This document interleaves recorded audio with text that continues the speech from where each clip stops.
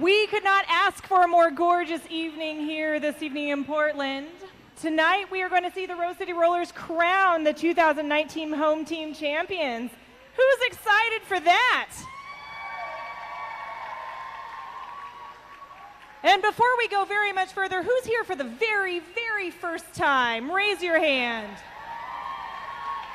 Awesome. Well, we will have some people roving around there answering any questions you might have or ask your incredibly friendly neighbor.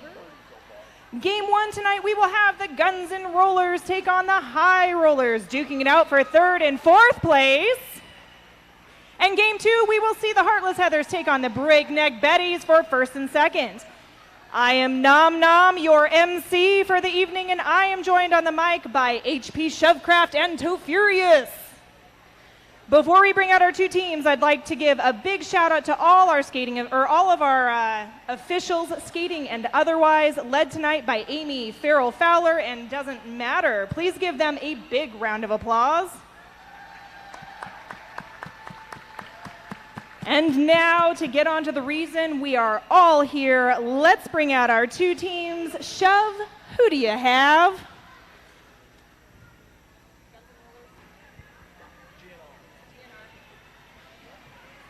Ladies and gentlemen, let's make some noise for the Guns N' Rollers!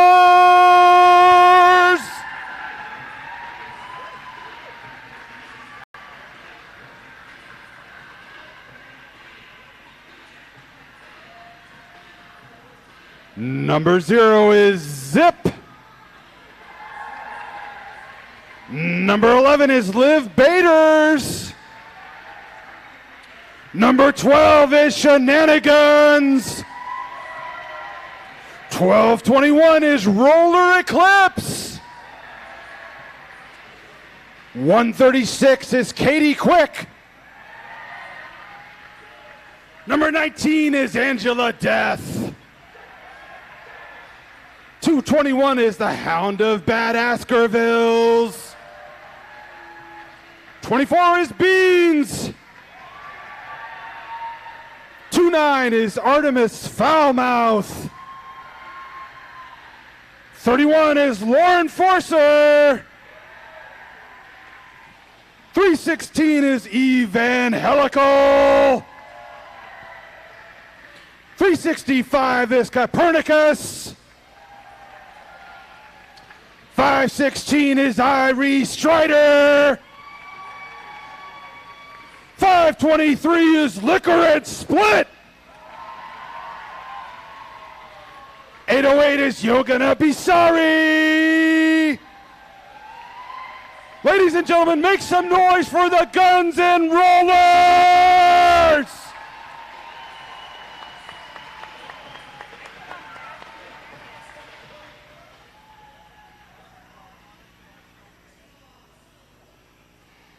And now let's bring out our team in green, the High Rollers.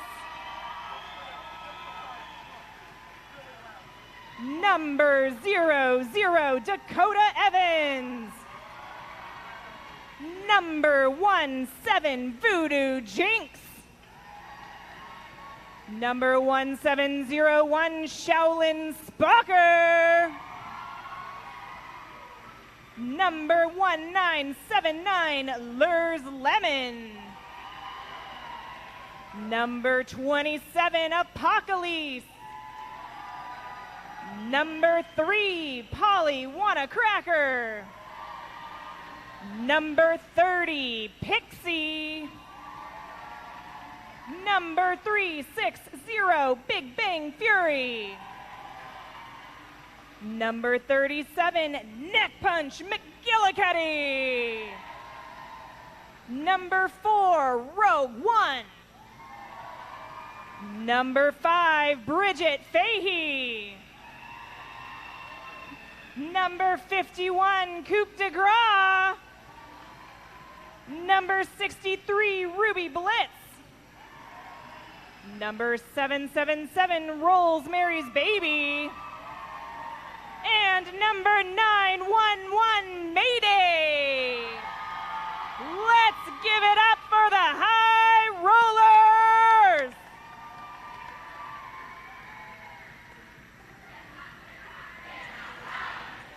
Well, welcome again, Derby fans. We are excited to get this doubleheader underway and started in right here, sunny Portland, Oregon. I'm the King, and I'm with Magic Pony. Hey, kids, it's so great to be here. Wow, okay. So, we got a great game to get this thing kicked off. High Rollers coming in tonight with a better record, and they're hoping to end this season in third place. But GNR, they are a little bit of the underdogs. They have not won a game yet this year. What? But they are stacked with talent. And you know what? I told Magic Pony this before we came live on the air. I'm actually expecting the upset out of them tonight. Once again, like I said, they've got a bunch of great blockers out there that are veterans and a good, well-rounded jammer squad. Evangelical, Zip Drive, Shenanigans, Angela Death. And I think they can pull it off. And I think King's wrong. Well, we've got things started already. Polywana Cracker and Zip, those are your jammers out on the track. And out in front, not lead jammer, Polywana Cracker. No pass, no penalty. But so far, no lead jammer. Yep. Maybe this time. But Polywana Cracker doesn't need to be lead jammer, already picking up 4 points in that initial pass, or excuse me, on that scoring pass. Zip jammed up in the pack right now, just not going anywhere. Polywana Cracker dragged to the back of the pack by You're Gonna Be Sorry. That's some great defense being laid down right there. Rosemary's Baby and Shaolin Spocker. Shaolin Spocker picking up a multiplayer block. Will go have a seat in the Bud Light penalty box. Polywana Cracker breaks out for another 2. Zip Drive finally out of the pack, is awarded lead jammer. She's like, oh yeah? Well, I'm going to go back around and score. Holy mackerel, that was some fancy skating. Wow. Pixie and Zip came together real quick, but Zip got out of that pack. She picked up 3 points on that pass. Polly around the outside with 1 more to get by for another pass. Yoga drops in, and she makes it through. Takes 4. Zip Drive picking up a penalty. He's going to go ahead and call it off. Looks like there was a back block. Back block is going to be called on a Guns N' Rollers player, so they will start a little short to get this next jam started. That was an eventful first jam. I'm liking it. 8-6 right now. High Rollers in the lead, but once again, first jam. GNR already shot my prediction. We won't talk about your prediction here, Pony. I'm not down on GNR in any way. No. Up we got Lurs Lemon for the High Rollers and Evangelical for GNR. Well, Evangelical was their Guns N' Rollers high scorer on the season. She is a phenomenal skater. That's true, but she is up against Lurs Lemon right now. And that is hard work. Yeah, Lurs Lemon gets around, picks up 3 quick points. Was balancing on her toe stops. They're going to discuss it real quick. But right now, that's going to put Guns N' Rollers down by 5 as we move in to jam number 3. Forgot to put my glasses on. Pony, there's a game happening. Oh, yeah. Yeah, hey, look at that. I can see it now. I did the icky.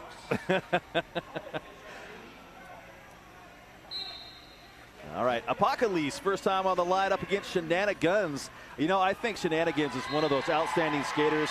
Apocalypse does get out first. Right now she's outstanding on the outside of the track. Yeah. On her way to the penalty box. Forearm penalty.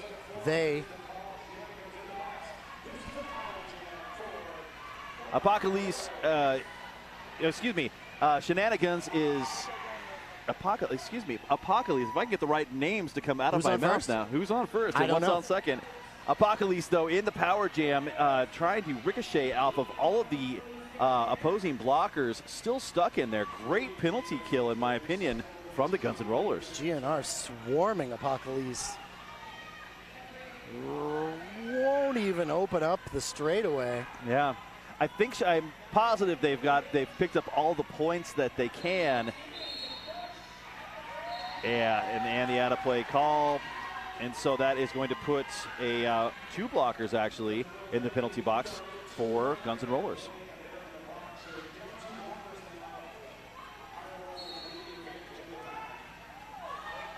Shenanigans back on the track, and that jam is over. How about that? Ooh, I believe there was a cut track that it was called on Roller Eclipse.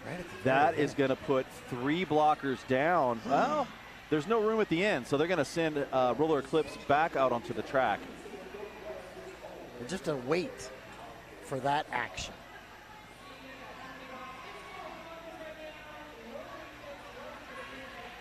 So, yeah, Yoga to be sorry and Roller Eclipse are going to be your blockers out on the track for the Guns and Rollers.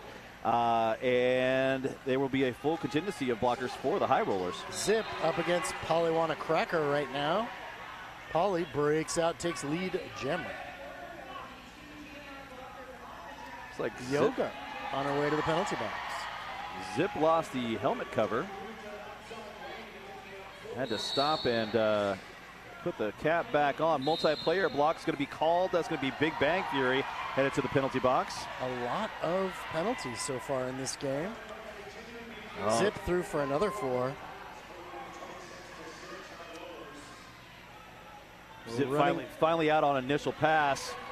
We're running out of skaters on the track right now.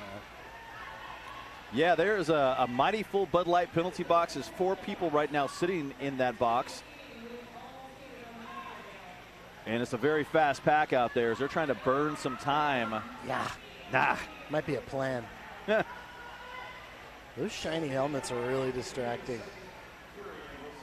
It is very hot in this building. You can see the skaters are feeling that heat right now. Zip not amused. Gets knocked out of bounds.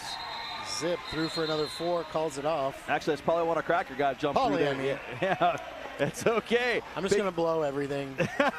Forget it. I'm just going to start making up names. That is all right. Right now, High Rollers sitting on a commanding lead of 34-9 with 23 minutes left in this first half. And I would like to give a big shout out to Tonkin, the largest selection of new and used autos in the Pacific Northwest, only a click away at Tonkin.com. Forgot we had to do that. That's right. Lures Lemon and Evan Helical. Those are your jammers out on the track. Evan Helical around the outside, and it's a run for the back of the pack. Lures Lemon is your lead jammer. Geeks in there at the top of the apex. Oh, didn't call it off fast enough. 2 points picked up by Evan Helical. I don't know if she didn't call it off fast enough. Was certainly calling it off. That was Lur's opinion. Well, Lurs did pick up 3 points. There was a little struggle there. I liked how she had to use the kind of like whipped off the jersey of one of her own players. Apocalypse and Shenanigans on the Shenanigans out first. They are your lead jammer. And it's going to be a close one. Right now, GNR in the back of the pack. Going to force that call off. Shenanigans says, nope, that's it. That was a quick one. Yep. I want to read an ad. Gotta put my glasses on. 808, food so good. It's straight broke to mouth. 2 locations, Burnside and Woodstock. That's 808. You ever been there, King? I have, actually. I love that place. It was. My mouth actually was a little broke afterwards. Spam. But my wallet was not. All right, down on the track, Polywana Cracker going up against Zip. Zip taking that inside line. Oh, and Zip stepped out of bounds. That's going to put Zip in the penalty box. That's going to put both of our jammers in the penalty box. Wow. This will be fun. Watch. Wow. Oh, it was Watch closely. And they're off. Back to play. They had to just touch the seat there and get released. So both of them picked up a cut track. This is going to go the full 2 minutes. Woo, those are my favorite. GNR holding down the jammer line right now. Liquor and Split dragging it to the back. Yep, that was a nice hit out. And not to be undone, High Rollers do the same thing. Ooh, man, that was a brutal hit. I think that was Irie Strider, but Polywana Cracker did find a way to get out of that pack.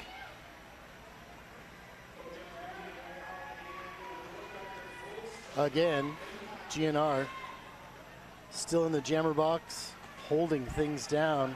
Liquor and Split dragging Polly to the back of the pack. Copernicus tried to play a little bit of offense in there. I think Pixie was trying to catch Zip with a cut. No such luck. Zip runs out up the outside and picks up 4 points. Polly breaks out for another 4. Polly slams the line. Yeah, Copernicus barely held on right there. Making sure the outside was covered. Zip drive on the in, trying to find a hole through Liquor and Split, trying to open things up. Nice recycling, though, by the high rollers. Polly taken to the back of the pack. GNR waiting, and who's on? Oh, Hound of the Bad Esquimals on our way to the box.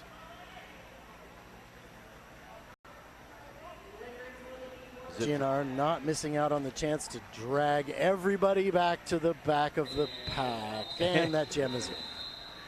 All right, well, it looks like both jammers picking up 7 points in that jam. We've got a score of 18 for Guns and Rollers, 44 for the high rollers. And, you know, this is where the game starts to form itself. You get everybody to get in there, calm down, play a few jams, get used to the flow of the game. Well, they're warmed up. Yeah, they're warmed up. They're in the headspace. Yeah. This is their wheelhouse. Yep. You know, that first jam you get out there, you're a little crazy pants, you know? I don't even know what a wheelhouse is. It's a house that has wheels in it, don't you know? Man. Like here. Yeah, there we go. Oh. That was a big penalty, whatever it was. He was a long way away. And it looks like there was a back block that will be called out on the track. That is Irie Strider headed to the penalty box.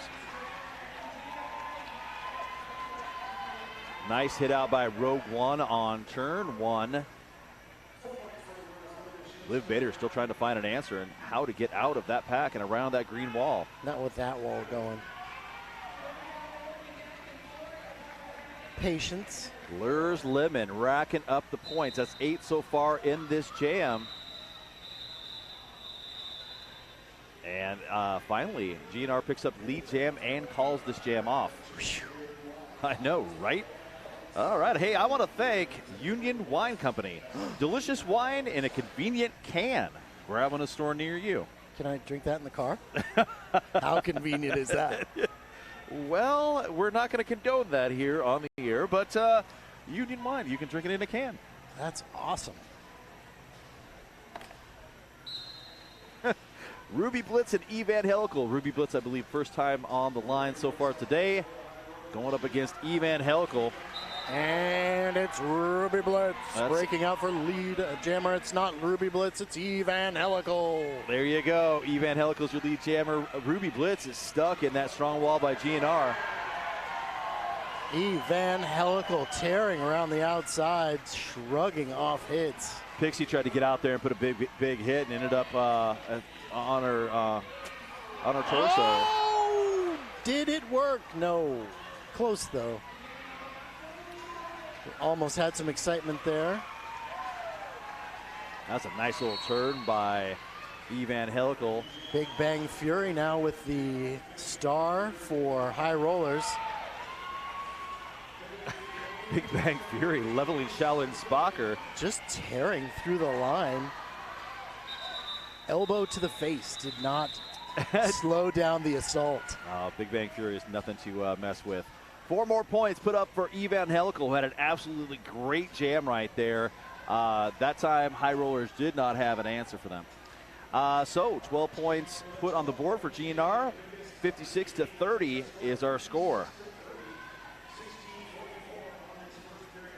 Bud Light, they're part of our penalty box sponsor, and you can grab one at the bar anytime you want to. Dilly Dilly. What does that mean? I don't know. Always makes me, never mind. I'm going to talk about Apocalypse and Shenanigans. Shenanigans, they're out as your lead jammer.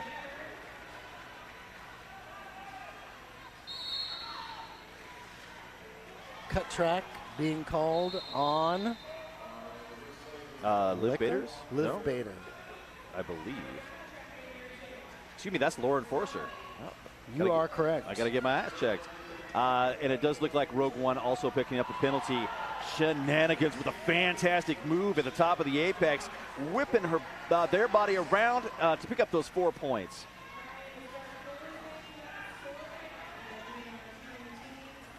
Oh, just swinging around. Wow, another 4. Did you see the toe stop work out there? My rollers didn't even have a chance to set up to stop that. That was great. What can we do against that? All right. So we're going to stop at 8 points, but that's 8 unanswered points. High Rollers now 18 up. So GNR is really putting together a good run right here to kind of pull themselves right back into this game. They came out a little flat. Down on the track, Angela Death, first time out there, star on the helmet for GNR. And I believe that's probably one of Cracker for the start for the High Rollers. You are correct. Polly to the back of the pack with Liquor and Split. Rosemary's Baby picking up a penalty. Polywana Crackers out first as your lead jammer. Angela Death trying to work through the High Rollers line, but Shaolin drops in on the outside. Copernicus picking up a penalty. We'll head to the penalty box. Looks like Pixie also picking up a penalty. We'll head off to the Bud Light penalty box. Angela Death out of the pack. Polly calls it off. Yeah, wow. Photo Just finish on that call just in time. Yeah, you nailed it. Let's talk about Nikasi. Nikasi is Rose City Rollers' new craft beer partner. Grab some at a store near you.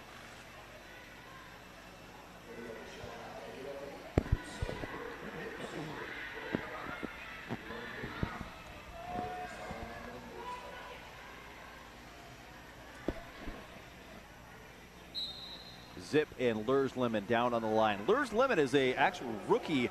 It's their first season on the High Rollers. Plays like a seasoned pro. I'm going to see a multiplayer block. That's going to send a High Roller blocker to the penalty box. I think that is Rogue One. Well, yes, it is.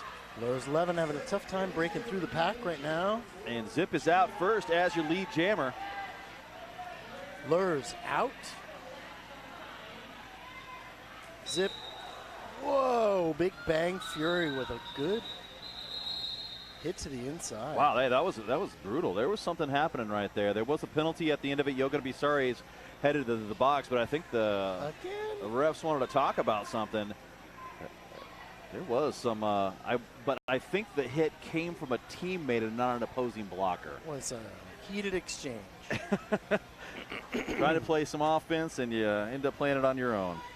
Want to thank Two Town Cider, damn fine cider made right here in the Pacific Northwest. That's Two Town Cider, if I can get the words out. I do love me some of that stuff. That's right. Evangelical, who had a great jam last time out there, back out again. Apocalypse up for your High Rollers, still in the pack.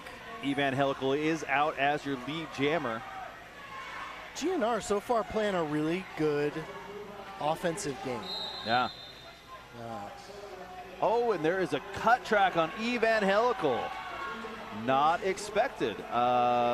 Evangelical headed to the penalty box, and that's going to give Apocalypse an opportunity for a power jam. And since Evangelical was the lead jammer, this will go 2 minutes.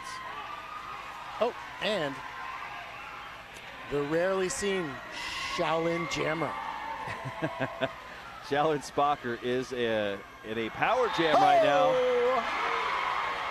Around the outside, Shaolin Spocker takes all 4. Rogue One picking up a direction of play penalty, and we'll head to the penalty box. Shaolin plows the pack and tumbles to the inside. Another penalty called. I believe that was probably a low block. Yes. Is my guess. Shaolin through for another 4. Evangelical also gets through on their first scoring pass, picking up 4 points.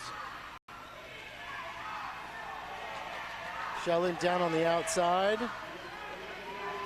Evangelical gets through again, getting past Roller Eclipse to pick up an additional 4 points. Wow, that lateral movement by Evangelical. Once a jammer gets that down like that, It's hard to stop them. Oh, so hard. They're terrifying. The forearm called on Liquor. Evangelical picks up another 4 points. That brings their total to 12. Fagerly's also getting a 12. So we've got a score of 76-53 in this game. We're getting awful close to my prediction. Okay. WSL Leadership Coaching, helping you be more awesome in your work, sports, and life. That is WSL Leadership Coaching. Man, I need that. Yeah. I figured you would be like a Did I coach get like there. a week for free? Yeah. Just a trial membership. Yeah. No, they don't, Magic Pony. Oh. And we got a timeout. Guns and Rollers want to talk about it. I think this is a great timeout. There was a lot of players out there. It looks like they were panting pretty hard. It is hot in the building here. It is hot in here. It is a 23-point difference in the score. Guns and Rollers have 2 players right now sitting in that Bud Light penalty box. If anybody's listening, we're currently looking for any HVAC company who'd like to be a sponsor, a permanent sponsor for the Hangar. Because it is a hot one. It's not even that hot. I know. So we're high above the track here in the Hangar at Oaks Amusement Park, and it is sweaty and smelly up here. It is hot. That's just me. Sweaty, hot. The only good thing is there's no barbecue underneath us. Usually. Usually there would be. We have to sit there and smell the delicious meat. Oh, I kind of miss that. We're coming back. Yep, looks like they're all ready to come back and get this game back underway. We got 10.5 minutes on the clock first half. Like I said, 23 points separating these two teams. GNR so far looks like they started slow and looks like they woke right back up and are ready to go. Shenanigans is down on the line for GNR. Polly up front, lead jammer, high roller. Shenanigans also got out same time, and it's going to be a foot race. Whoa! Shenanigans, the high block. Yeah. On the way to the box. Well, it's a chance you take. Yeah, I get what they were doing. They were going in there trying to, take advantage, try and maybe knock that other skater down. Why wouldn't you? Yeah, why not? It's Derby. You need, and honestly, they don't need that many points to catch up. Yeah, and Shenanigans, they just lost their balance. The arm came around and smacked somebody. It happens. Polly won a cracker, killing it in this game. 8 points. Looks like the High Rollers offense have some skaters, blocked off and grabbed there. Liquor with a nice knockout at the top of the apex, dragging Polly back. I wonder how many times in all the years that Liquor has played, she has knocked somebody out and dragged them to the back of the pack. A lot. Yep, I would guess that's a good number. Could be done in her sleep. High Rollers picked up 11 in that last jam. GNR managed to eke out 5, even though they had a power jam against them.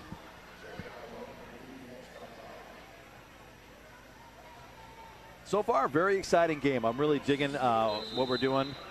Looks like the officials want to talk about some things down on the track. I would like to talk about Black Cat Plumbing. They're your local neighborhood plumbing company and proud sponsor of the Rose City Rollers. Once again, that is Black Cat Plumbing. And that's Magic Pony imitating a black cat. That's not what a cat sounds like. Liv Bader's Lures Lemon. Those are your jammers out on the track. Both of them trying to take the outside. Lures Lemon out first as your lead jammer. In case you didn't know, Lures Lemon was the high score overall totals for the home season here at Rose City Rollers. Picking up 333 points. Whoa, that really? Right? Holy mackerel. What was the next closest skater? Off the top of your head. No. 279. Lures Lemon through again, picking up another 4 points. Liv Bader out of the pack. Lurs Lemon gets through, calls this jam off very quickly. Actually, it's Evangelical. Picked up 304 points. They were the second most scoring jammer in this league. Number 316, Evangelical, which we have the pleasure of watching here tonight. So the two high scorers only separated by a little less than 30 points. And they're both playing in this game. I know. Shocking. Right now it's Apocalypse and Zip. Zip dropped to the inside and is stuck. Wow. Apocalypse, I think, got hit by every single blocker for the Guns and Rollers. Several times. Several times over. Zip, it looks like, was awarded lead jammer, and they called it off. Probably a good plan.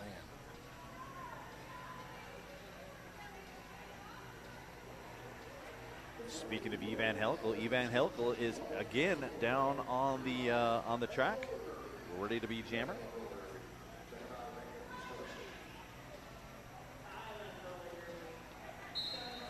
There will be a slight pack advantage benefiting the Guns and Rollers. They've got all four of their blockers out there.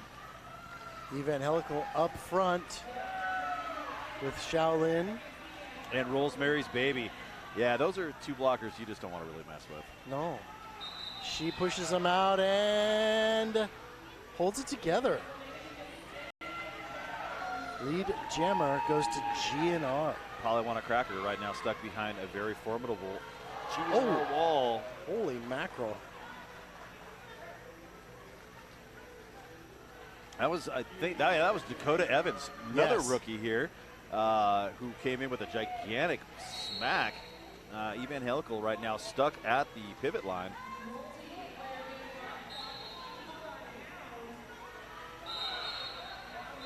There's a penalty called, but not on anybody in the front. And Polywana Cracker breaks out. I want to say Rosemary's Baby was the one who picked up that penalty, and that was a directional play penalty.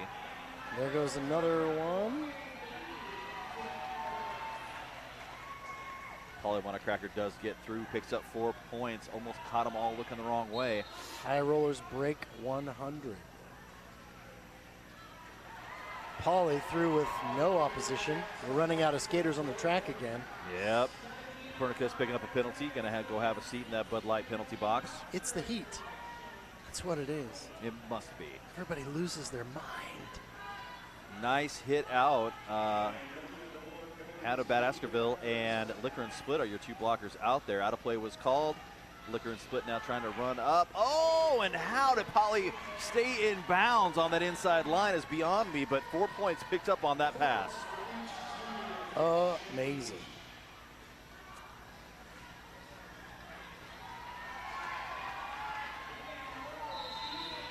And that jam is off. One more point put on the board. So High Rollers picking up 16. GNR only picking up 5 in that last exchange.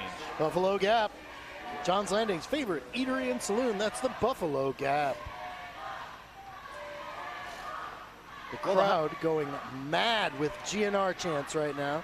Well, you know, GNR, it was a somewhat close game. I mean, 20-some points separated them, and then High Rollers here in the last couple jams have really jacked up the score. We're barely done with the first half. There's so much more left to watch. Lurs Lemon out again as your lead jammer. All right, I take it back. And shenanigans from up off the floor. Lurs Lemon came Breaks in a little bit hot. You're going to be sorry. Maneuvered in front. Lurs Lemon On her way to the box. picking up a back block. Yep. That gives shenanigans a chance to run up the score a little. I really like Shenanigans' jamming style. Me too. It's Lots of toe stop work. It's rough. It's aggressive. Yeah. And well played, and she calls it off. Nope. Not Sorry, lead. dang it. I did it again. Well, They hit their hips. Like I thought that's what they were saying. Yeah, but not lead jammer, can't do that. Shenanigans does not call it off, and the game is still played. Wow. Now that's more like it. Yeah, Shenanigans was What another happened great there? lateral move there. A little bit of toe stops, and they're through. Lurs Levin tries for the side apex jump, didn't quite make it. Big Bang Fury with a big boom to the outside. Shenanigans having to go almost all the way back in turn 1. Shenanigans. Excellent, like you were saying, the toe stop movement on the inside line. Skates right around that pack, which followed them to the very front of the pack. Wow, almost looked like they went down head first. Mayday picking up, I think, a forearm is what the symbol was, but either way, that was a huge, ugly hit. Shenanigans on the inside line. Lurs Lemon did get through, picked up 4 points in that exchange, 12 picked up by GNR. That was a great jam for them. That was a long jam. Well, you know.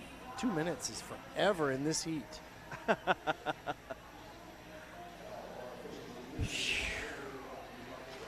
Well, the refs are out there talking about things. They are having an official timeout. I think this is an official review, official review for GNR.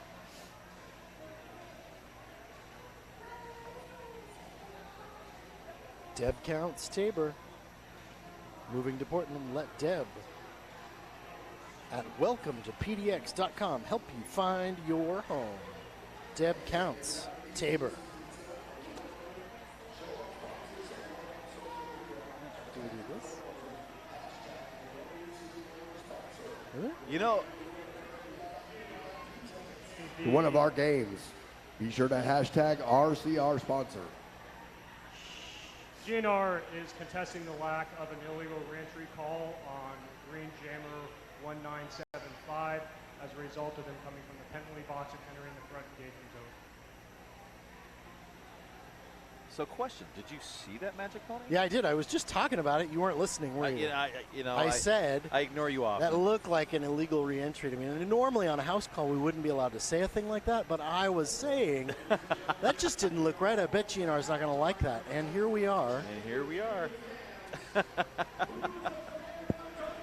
All right. Well, that would be a great way to start this next jam, having their jammer in the penalty box. Right now, we've got a score of 119 to 75 with just 2 minutes left in this first half. Whew, the crowd's going wild. Well, they were asking who were fans out there. Well, the referees are officials. I'm just not going to call anybody what I'm supposed to call anybody all night. Officials are heated down there. Looks like Inspector Spaceman's looking for a chair to beat someone down with. Mayhem is about to ensue. Duncan coming in with a ladder. It looks like he's going to smash somebody. This is out of control. Pandemonium. Oh, here comes the call. Looks like we might have a decision down here. Doesn't matter. What do we have? After further review, the no call will stand. GNR will lose their official review for the half. So, King, as I was telling you, the no call stands. And since GNR used their official review and they did not come out successful on that, they lose that thing. That was their one shot at for this half. Well, you know, that's fair. You might as well do it at the very end. Exactly. You get a new one next half. And you get a bonus little timeout out of it. Anyways, it's the best thing you can do with those official reviews if it's not something obvious. Let's see if that time to sit and think gave GNR a push, and it looks like it might have. Zip breaks out on the inside. Yeah, Apocalypse still stuck inside of that pack. Copernicus guiding them out of bounds. Yeah, right there at the pivot line. Dakota Evans and Shaolin Spocker escorted Zip out of bounds on the outside. Zip now trying the inside and having no luck.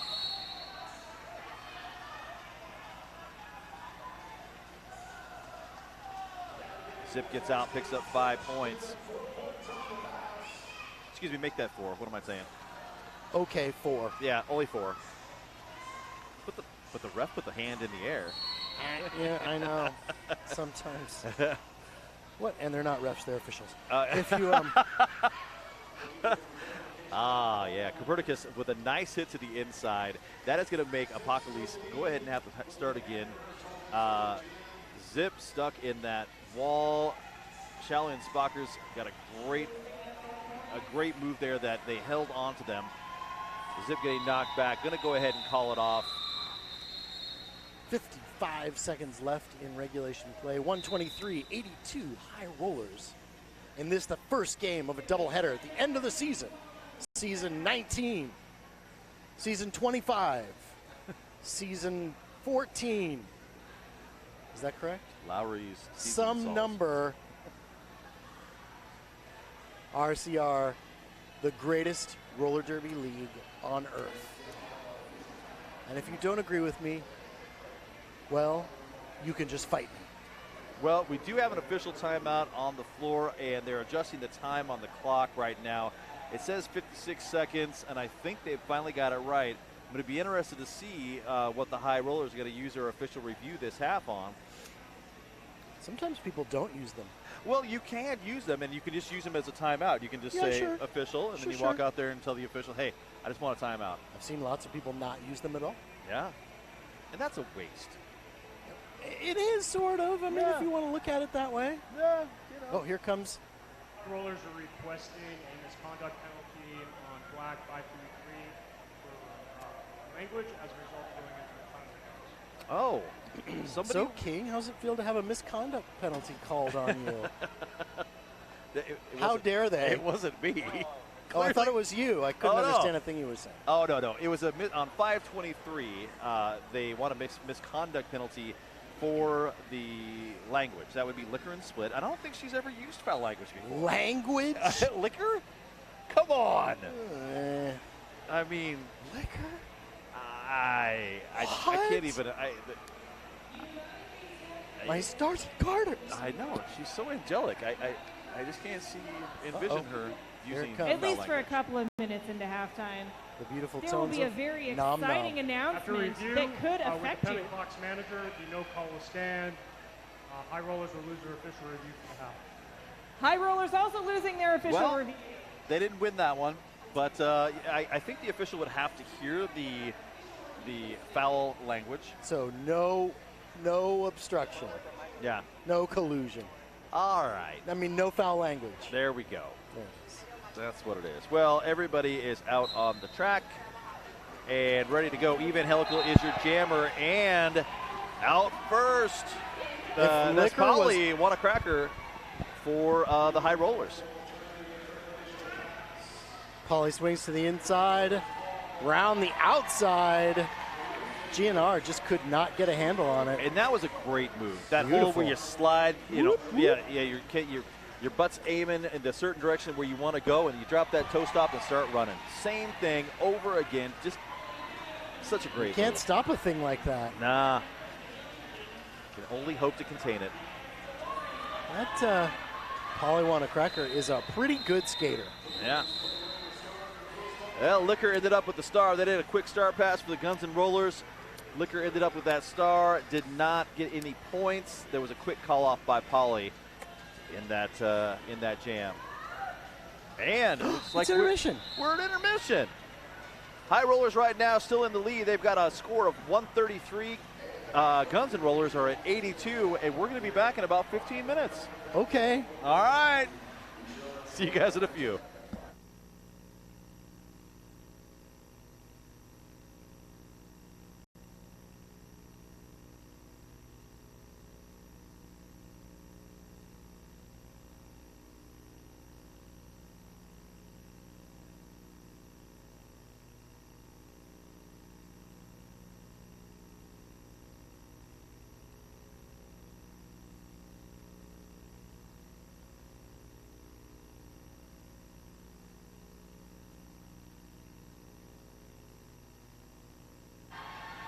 Do we have any winners? I'm getting some head shakes. I see some aardvark sauce. Yeah! Who else is winning something? Aardvark sauce right there. Oh, we got more back there. Woo! Yeah! More aardvark sauce. Always awesome. Aardvark sauce. Has anybody found any of those Warrior Room passes? Warrior Room passes.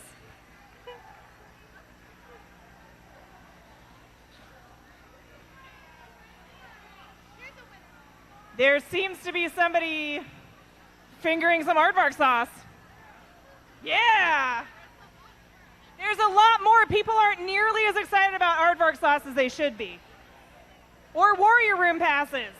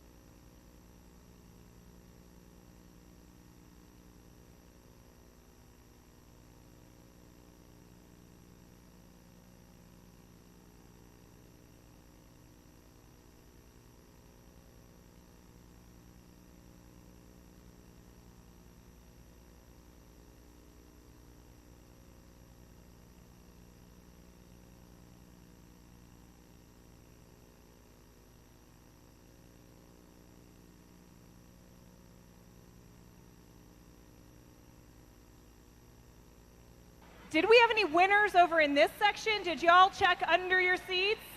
Okay, was it hot sauce or workout passes? Hot sauce. Hot sauce or workout passes? Hot sauce. Yeah. I think the passes are harder to find because they're flat. Oh, we got some right there. Yeah, we got some.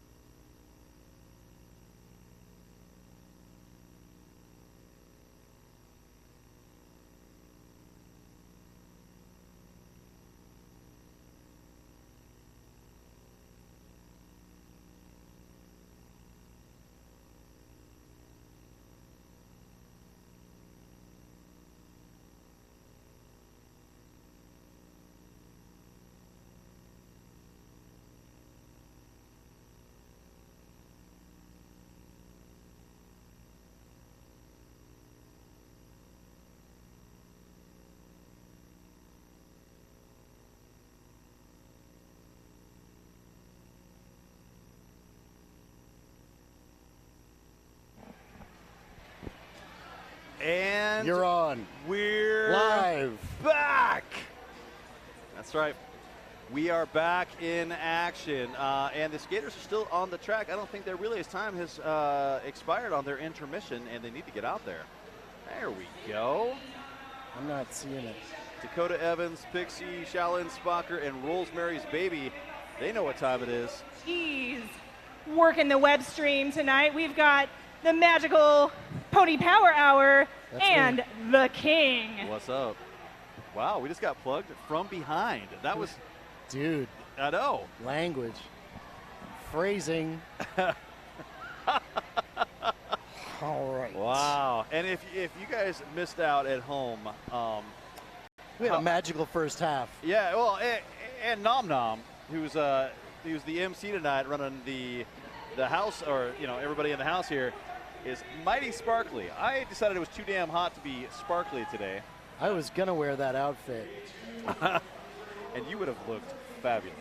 She asked me not to do it. I know. Well, sometimes people will be all poser looking. I don't know.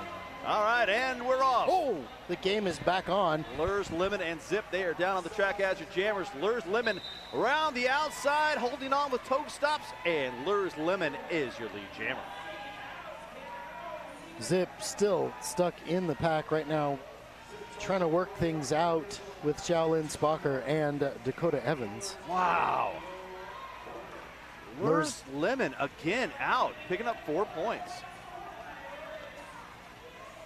Zip has handed off the star to number 31, Lauren Forcer, and the jam has been called off. And it's over. It's not all over, but Well, it's not over until it's that over. jam was over. Shenanigans up for GNR. Yeah, Shenanigans, actually. Points per jam, 2.5 points per jam, and his lead, 45% of the time. Wow. I actually Those are big numbers. I think Shenanigans is one of those. I always figure they would be out lead more than that. But case in point, Shenanigans, lead jammer. Apocalypse still looking to get out of the pack. Nope, Apocalypse out of the pack. Yep, not looking any longer. They're listening. They are. High rollers holding the front line, trying to slow down Shenanigans. Can't be done. Shenanigans with the call off.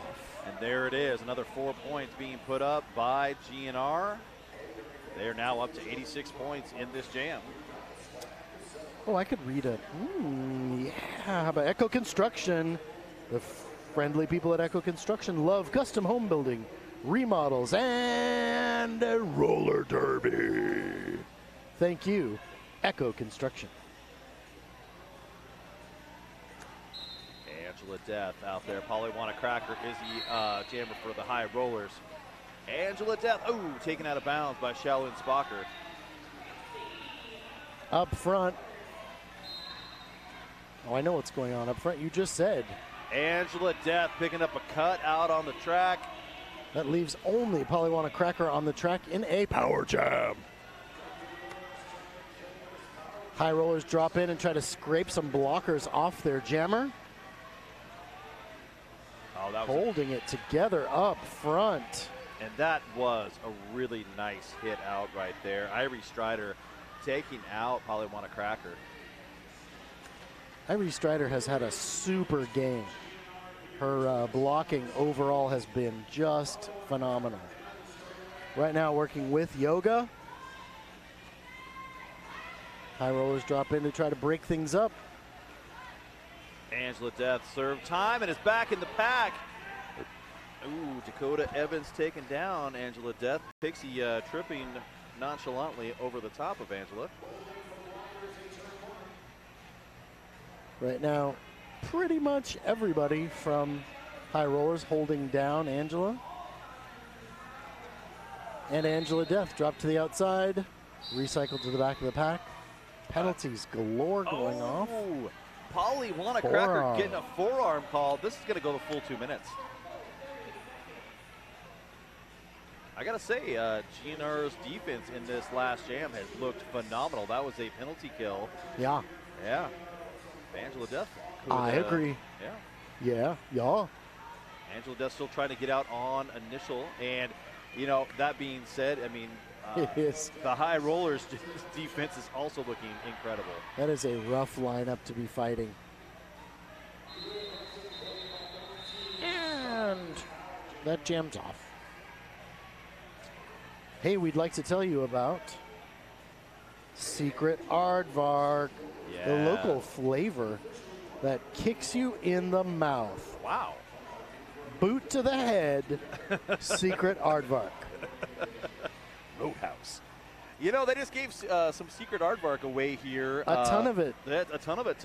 I'm actually really jealous I didn't have a seat with some Secret Aardvark under it. Oh, I didn't look under my seat. There's nothing. Wait. Oh, no, it's just a label. It says not to remove it. Oh, and Zip Drive is out as your lead jammer. Polly Cracker tight on the inside. Somehow Liquor and Split missed with that big swooping hit. And I think probably Cracker's really glad for that. Zip Drive gets out of the pack, picks up 4 points, and they call this jam off. Coop to the penalty box at the very end of that jam. Oh, that's going to put a blocker down for the High Rollers. We've got a 49-point difference in this game. Make that a 51-point difference. My apologies on my math. You're so good at math, King. I could never figure that out. Van Hetlical is down on the line up against Lurs Lemon. Lurs Lemon putting points on the board all night tonight. Van Hetlical is out first. Oh, and that was a beautiful hit out there. I think that was Beans that had that hit. It was real nice. In fact, it was. It was taking out. GNR tired of the point racking machine that Lurs has been all evening. The point racking machine. Just like scraping them in and putting them up and force the cut. Yep, there it is. So Van Hetlical is in a power jam. Lurs Lemon having a seat for a cut track. GNR playing a game tonight at the top of this second half. Van Hetlical tries to take the outside, and Shaolin Spocker is all over it. Dakota Evans now is your last line of defense. They're going to go ahead and call this jam off. They picked up 3 points on that, but the key to that call off is leaving Lurs Lemon in the penalty box. That lineup with Dakota Evans, Rosemary's Baby, and Shaolin Spocker is one of the scariest things I've ever seen. Yeah, Dakota Evans, really good pickup for the High Rollers. Yep. Shaolin, solid as always. As always. Super observant, very sharp, good with direction. Holds a line together like nobody's business. It's Lurs Lemon and Liv Baders again. Lurs starting from in the penalty box. And Liv Baders on her way to the box for a cut. Oh, and up 2. Liv Bader's picking up 2. A full minute in the box? Yeah, I think it's because failure to leave the track on time the appropriate way. They actually skated right through the middle of the track all the way. Yeah, that's a no-no. That's not supposed to do that. That is a lot of time on the track by yourself if you're a skater like Lurs Lemon. Lurs Lemon, nice little footwork around the top of the apex. Bouncing off of bodies right now through turn 2. I was going to say one more to get by, then it was 4. And here comes the High Rollers lineup to scrape off all the blockers. Lurs Lemon through. Really nice work offensively. Yeah, well-oiled machine right super there. aware. Yeah. Lurs up front with 1 more to get by 2. Now 3. High Rollers. And that jams off. Yep.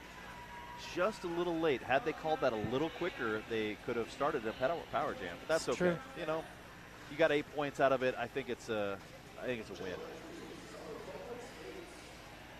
Zip Drive down on. Zip is down on the line for GNR right now. It's going to be 4-on-4 in the blocking war as everybody's on the track. And skating jammer for the High Rollers, Apocalypse.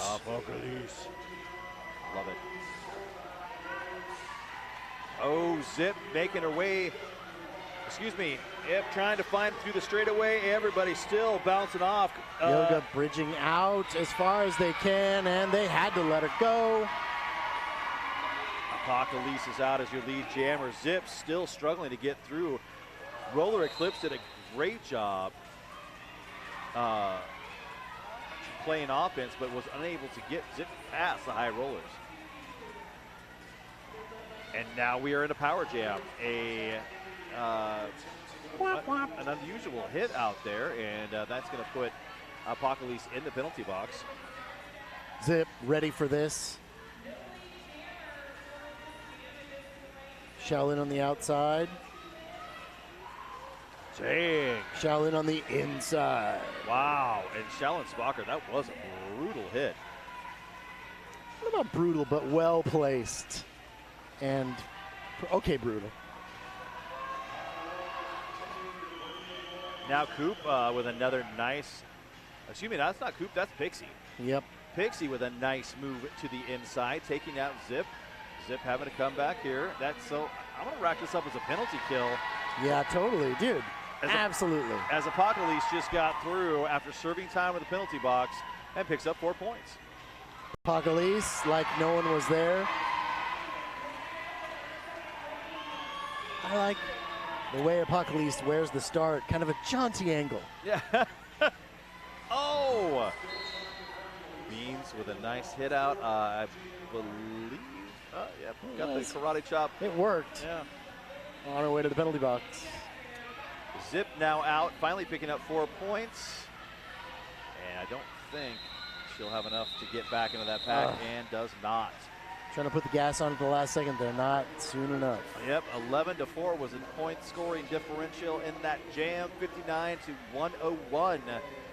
And high rollers are starting to creep away once again.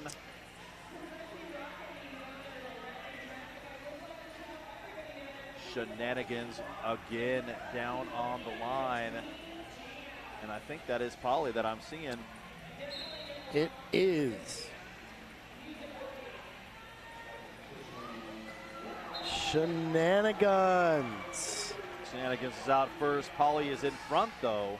A little stumble on Shenanigans' part. And Polly took advantage of that opportunity to now rack up a bunch of points. Shenanigans with I wouldn't even call it a leap. It was a stride over the apex. No effort required. Holy mackerel, that was some beautiful footwork on behalf of Shenanigans. I don't know how they stayed on their feet. A hit like that, I would have been in a pile in the corner. I'd be on my way to the hospital. Yeah. Nope. They just got hit around, and oh, look, I'll land on my skates. No problem.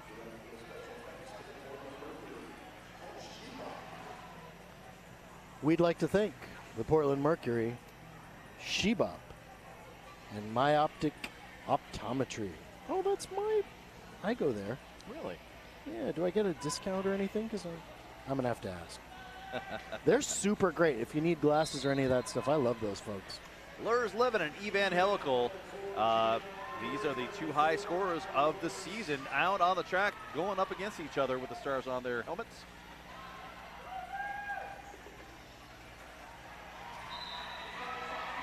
Wow. Nice move by Lurs Lemon. Roller Eclipse was the last line of defense. And a little hop, skip, and a jump, and Lurs Lemon is off to the races.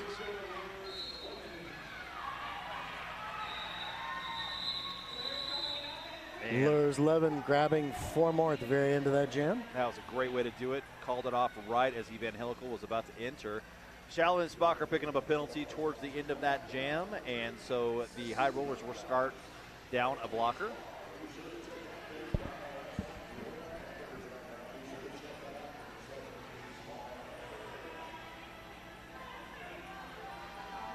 A lot of wandering around in the box. Apocalypse and Zip are your jammers down on the track. Zip at the front end. Shrugs off a hit from Rogue and takes lead jammer. That was a giant hit. Copernicus with a nice hit out on Apocalypse. Zip around the outside like no one was there. That's another 4 for GNR.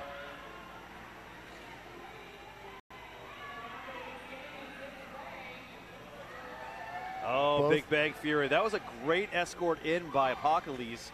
And Big Bang Fury got a hold of Zip, taking them to the outside. Both jammers finally getting hung up on some blockers.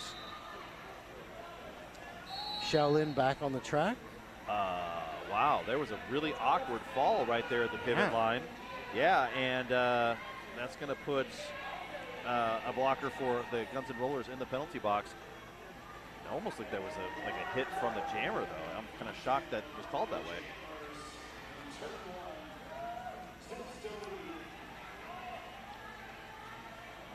Liquor and Copernicus, those are your blockers out there doing the work against Apocalypse.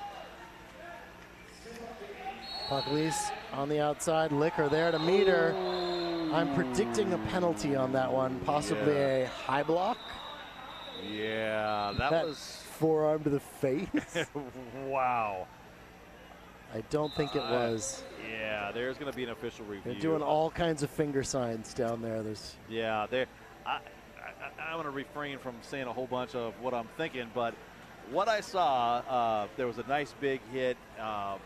Liquor unfortunately came in contact, looks like with the face of Apocalypse. Very awkward fall when I saw it go down. It looked a little awkward. It looked a lot awkward. Like not a thing that anybody was doing on purpose. Oh, yeah, no. I wouldn't want anybody to think that I was saying anything like that. No. But that's what it was. I mean, it's a full contact sport. It sometimes happens. You're going to make contact with someone's face here and there. Why are we wearing mouth guards? All right. Yeah. Speaking of, well, you already said the secret aardvark. Oaks Amusement Park. You know, for those at home, Oaks is open this time of year. Come down and ride the fun rides. It's also home of the Rose City Rollers and a place to purchase all of your derby gear at the awesome skating ring right there. So come visit Oaks Amusement Park. If you didn't know it, they've got that brand new roller coaster out there. Oh yeah. Have you ridden on that thing yet? No. I don't. Yeah. I never even got to ride on the rickety old wooden one they used to have. It looked like Magic Mouse, I think is what it used to be called. It looked like something out of a Scooby-Doo cartoon. Yes, it was like 2 roller coasters ago. That thing, I'm glad they replaced it. Because, yeah, there's days I was convinced I was going to come off the edge of that thing. Yeah. End up on the pavement. But now they got the high-tech, state-of-the-art. It's pretty. Yeah, makes you do loop-de-loos and really cool stuff. Uh-oh, here it comes. Oh, no. Nope. That was just Duncan reaching for a towel. That. Yo Gonna Be Sorry is now sitting in the penalty box. I think that is going to be designated. Yes, they are. Oh, are they doing it? Yep. Here it comes. Yep. Take it down. It doesn't matter on the track. GNR Black 523 has been expelled for an egregious high block. Looks like we have an egregious high block being called on GNR. Wow. You heard Nom Nom say it. Yep. Liquor and Split has been ejected Sent from the home. game. Yep. She gets to start her off season early.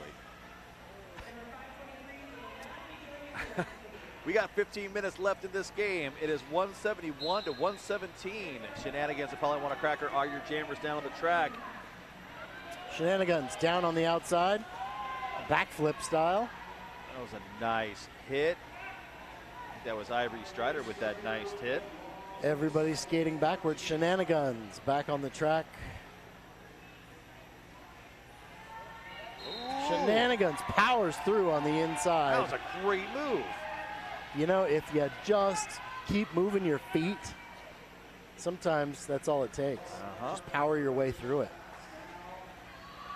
Offense was looking to come from the outside. Shenanigans did manage to wiggle in there and picked up 2. That's going to bring their total up to 119. GNR dropping a big lineup on the track. Coming out of the sun.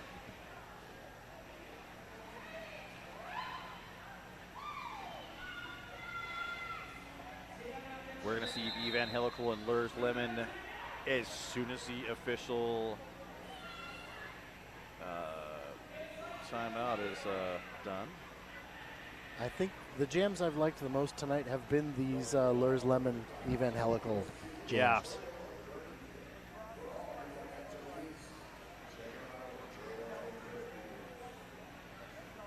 So Yeah, Evangelical's always been very impressive as a jammer. Yeah. Very quick movement, great foot speed, nice bounce on the toe stops. I agree. The lateral, nail it. It's all around. Just a really good, well-rounded jammer. Oh no. Are they closing the doors? I don't think so, unless for some reason they're... You'll notice the lighting change on the track as they close the hangar doors. They were blinded by the light. And turn up the heat in the hangar. All right, well, that's what we're going to do. We're going to have a slight... oh, no, they're going to open it up? Oh, we're really going to blind them. No, I think they're having to back it up. If you push it back and then you speed it up, you roll it forward. All the vampires in here just like melted a little bit. There we go. Unless you like Twilight, and then they all sparkled. Sparkling, they smell like cookies. Derby girls and vampires have that in common. They sparkle and they smell like cookies. What? Nobody smells like cookies. For those of you who've never actually seen or been to roller derby, believe me, nothing in this building smells like cookies. Derby gear is some of the most offensive things you could possibly it's get your nose horrible. around. Do not let anyone put derby gear in your car on a hot day. Lurs Lemon out first as your lead jammer. Evangelical has got out also on initial pass. Lurs breaks through and calls it off. No nonsense. Grab your points and move on. Yeah. Very businesslike. Yes.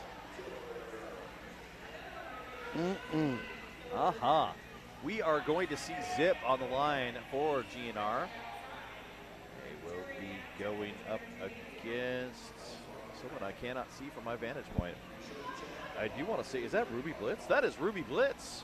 Ruby Blitz up against Zip. Oh, Dakota Evans with a nice hit out. And Zip is awarded lead jam. Wow. There's a lot of action going on, and Ruby Blitz breaks out, not lead jammer. Yeah. I am a little surprised Zip did not call it off, but perhaps someone on GNR doesn't realize it? There's a plan afoot. Okay. Something is afoot. We've seen this before. I know what's happening. Okay. So, Ruby Blitz getting taken out in turn number 3 and drug all the way back to turn 2. Irie Strider is the last one back there. Breaking out with one more to get by as High Rollers recycle to the front of the pack. And just like that, 4 points being put up for Ruby Blitz. See, that was the plan. Okay. I like it. Zip is out again. Both jammers at the back of the pack.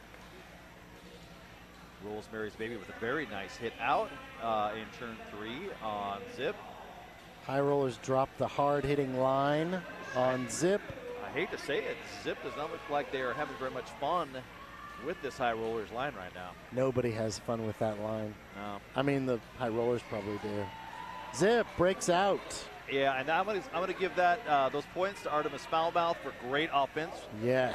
Opening everything up. I think it was Shellen Spocker they knocked out, opened that hole. Just takes one person rolling in sometimes and cleaning the blockers off your jammer to set them free. Yep, Artemis Foulmouth, speaking of which, just picked up a low block, is headed to the penalty box.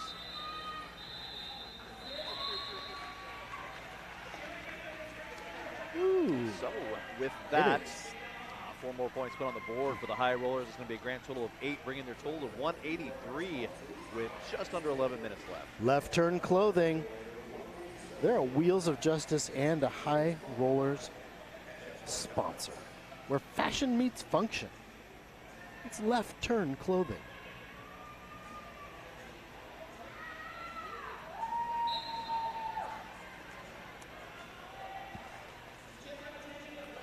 Angela Death is out there as your jammer for the Guns N' Rollers. Holly Cracker gets out first as your lead jammer, but it is going to be a foot race to the back of the pack. Lots of jostling about in the back of the pack. Holly Cracker wants to hold that front position. High Rollers lining up for the strike up front. Angela Death got one.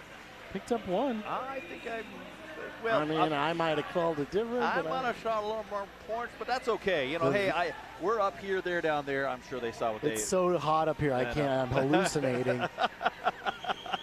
Can't tell what I'm seeing at all the anymore. mushrooms you had before you came here. Dude. Just joking. This is Colorado. I apologize. I gotta tell you.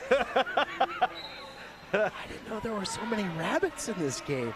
Wow. Okay, Apocalypse and Shenanigans. Those are your jammers down the track. Shenanigans tiptoeing up the outside line, and Rosemary's Baby with a huge wallop. Shenanigans finally falls out. I liked Apocalypse with the assist on holding Shenanigans on the track there for a second. Whoa. Down goes Shenanigans. Pile up in turn one. It's that lineup, that High Rollers lineup again. And Shenanigans shrugging it off. Oh, Shenanigans picking up a cut track. And here comes the waterfall of green, trying to play some spot-on offense. Bud Beans knocking out Apocalypse and holding this all together. Oh, yes! Again. Irie Strider that time. This is great defense. Yeah. I mean, they're having to deal with a whole lot of offense coming at them. That's 4 blockers. GNR's playing a great game right now. Through for 2. Apocalypse. There's a bunch of blockers out there I would not want to have coming at me playing offense. Here comes Pixie playing it from the outside in. Apocalypse trying to get by Irie Strider, and it's like, no, you go out of bounds here. Irie. Come on. Such a good, just running that outside line, doing a terrific job. Wow. Shenanigans back on the track, a little slow on that stand-up. Yeah, it was a nice big hit. They went down and almost looked like they might have hit their head. A little disoriented there for a second, probably fine.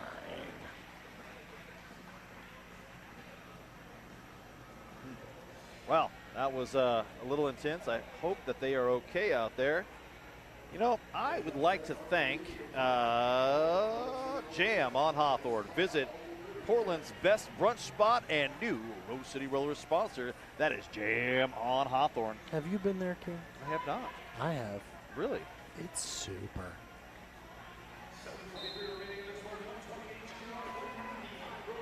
And that's Lurs Lemon versus Evangelical. Evangelical out for lead jammer. And Lurs Lemon headed to the penalty box for a cut track. Evangelical weaves through, shrugs off that last hit. Beautiful move out there by Evangelical. I know we were talking about it earlier. Whoa! Oh! Mayday with a gigantic hit.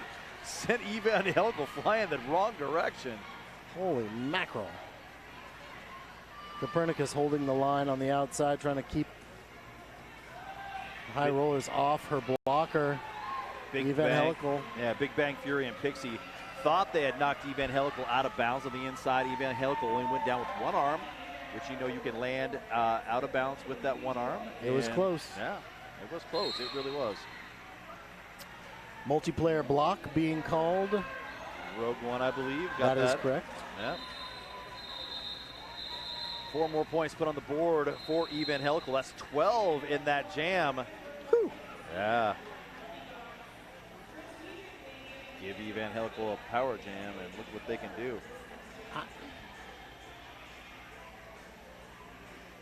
I like this lineup from GNR. They have, it's a power hitter group. There's some really good skaters involved in this. Yeah, well, there's going to be a timeout on the track. I think it's a good timeout. Everybody look over at GNR. Looks like they're just whooped, as in tired. Hot and tired. It's hot in here. Yeah, they got a 50-point difference. You've got just over 6 minutes left in this game. And I think, you know, with that kind of a spread, it's not unsurmountable. You can put it together and get yourself back in this game, but you're going to have to do it with some smart play. Their defense has been spot on, especially in this second half. Really, really sharp. Yeah, really sharp.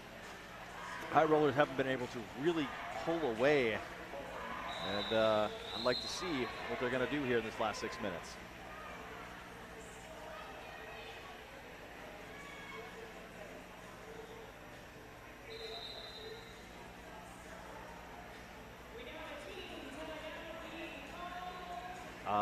Wow, it looks like they put Big Bang Fury in the box, so there's going to be 2 blockers now in the box, the Bud Light penalty box for the high rollers, and only 2 on the track. It's going to be Rosemary's Baby and Shaolin Spocker will be your 2 on the track. If you were only going to have 2 blockers on the track, they would probably be 2 of them. They would be at the top of my list, both in the number 1 slot.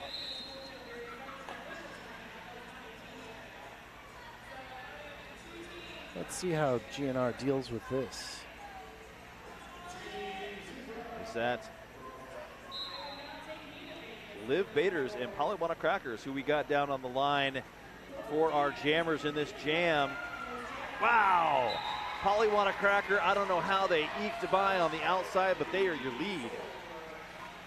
Shaolin put the heat on right away. Liv Baders right now trying to work her way through the pack. Yep. Oh, and a nice little hit right there. Shaolin Spocker stopping Liv Baders. Finally makes it out. Everybody's back on the track, and we're actually playing real life Lord. Both those jammers came out right about the same time. They just wanted to race to the back of the pack before calling it off. We've got 5.5 minutes left in this jam. Both jammers picking up 4 in that last. And we're going to get back out there. All 5 players from each team are on the track. Zip is going to be our jammer out there going up against. Is that Apocalypse? That is Apocalypse. Yes, it is. This is the jam where GNR is going to make the difference. I'm predicting. It's my second prediction of the evening. Oh, Lord. Here we go with predictions. What I say is zip. Zip. Wow. Zipped right up that inside line is what she did. Apocalypse is out, but picks up a cut track and is on the way to the penalty box. Wow. Zip around the outside for 4. Wow, Magic Pony predictions. I'm liking it. I'm telling you. All right, here comes Zip, and here comes a whole lot of offense from GNR. Copernicus at the front end holding down McGillicuddy like it was nobody's business. And around the outside, it cannot be made up. Zip! Zip all going artistic out there. Little turn here, little turn there. Look at that, 12 points slapped on the board just like that. High rollers calling a timeout. I think I would have let the music play and got back out there. Zip with some very smart play, calls off while Apocalypse is still standing in the box. So they'll at least have the beginning of the jam. Well, they're with no jammer. They're going to put one heck of a wall. I'm going to see Pixie, Dakota Evans, Shaolin Spocker, and Big Bang Fury hitting the track. It's a huge, beautiful wall. Yeah, not something I'd want to have to try and go through. But they're going to put Shenanigans out there, and they, I think, are going to do well against this wall. I think you are correct. Yeah, feeling good.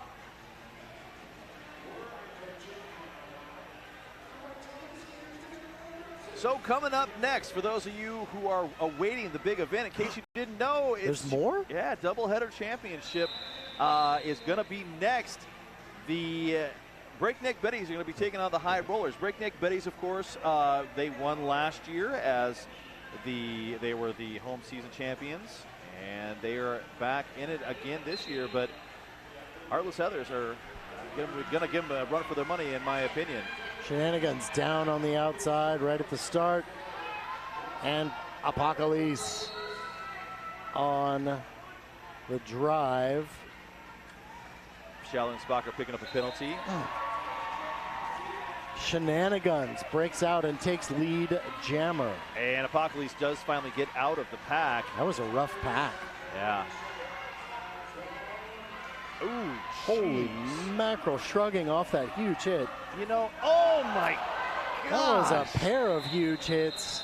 I think every high roller blocker out there not only hit Shenanigans, but they I don't think her feet were even on the floor for most of that shoot. It just got Just bounced. bouncing through the pack. It's like Shenanigans was a volleyball, and they just bounced them all around. Spiked it. Whew. Yeah, Wow. She got the point, or they got the points up there, but whoo! Good play. Wow. That is a one great skater. Yeah. Oh yeah. I'm not gonna say Shenanigans. Amazing. Yeah, they're tough. They're a tough customer. And we're in another timeout. Hey, and Magic Pony, if you look at this, yeah, there's a timeout. GNR, good time to call a timeout. You got 3.5 minutes, but Evangelical, Lurs, Lemon, those are your jammers. My favorites. I know. All night. If you're just turning in, this is going to be these are the two high scores for the season. Are out there on the track. Lurs, Lemon, of course. For those of you at home, rookie. And Evangelical, wily veteran. we know you're all starting to tune in now because of what's coming up next. You've missed an amazing game.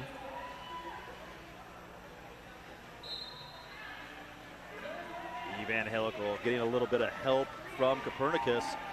Look at that. That was beautiful. Evangelical's out first as your lead jammer.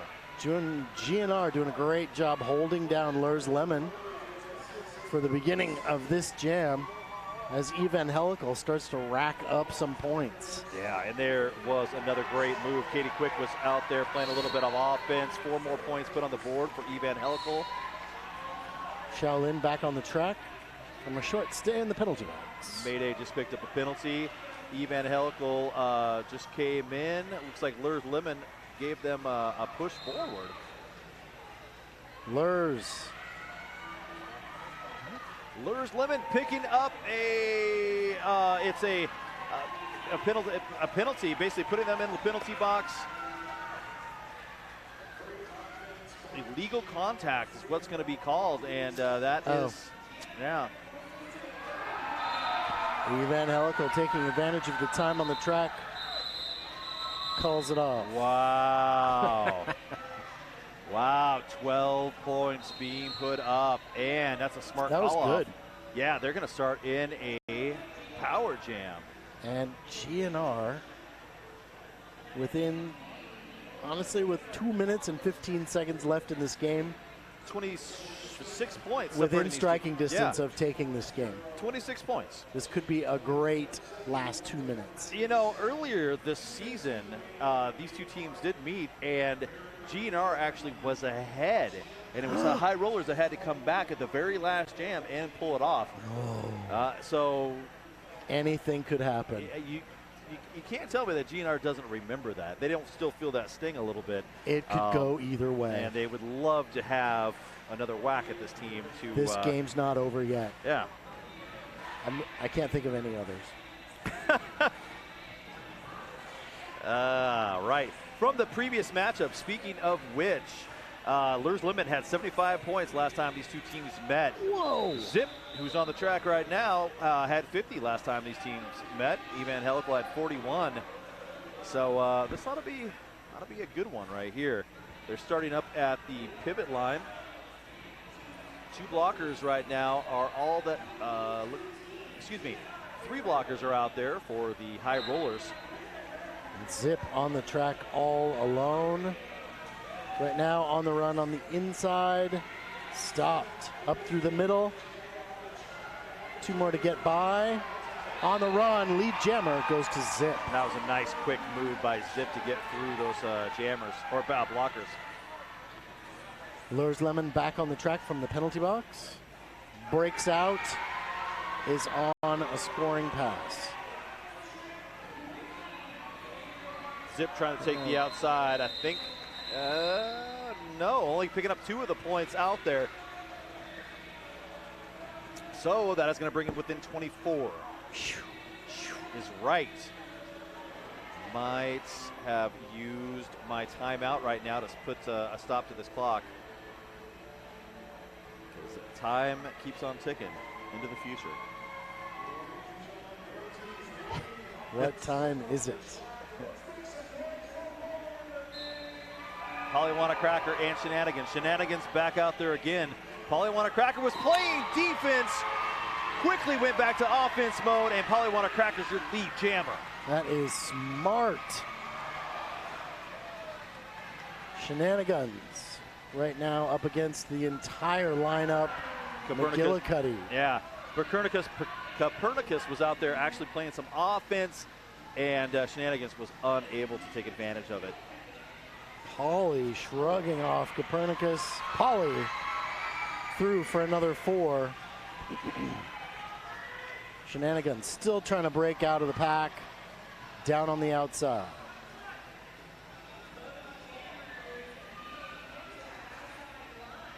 Polywana Cracker goes right into defensive mode. They set up a 3-wall.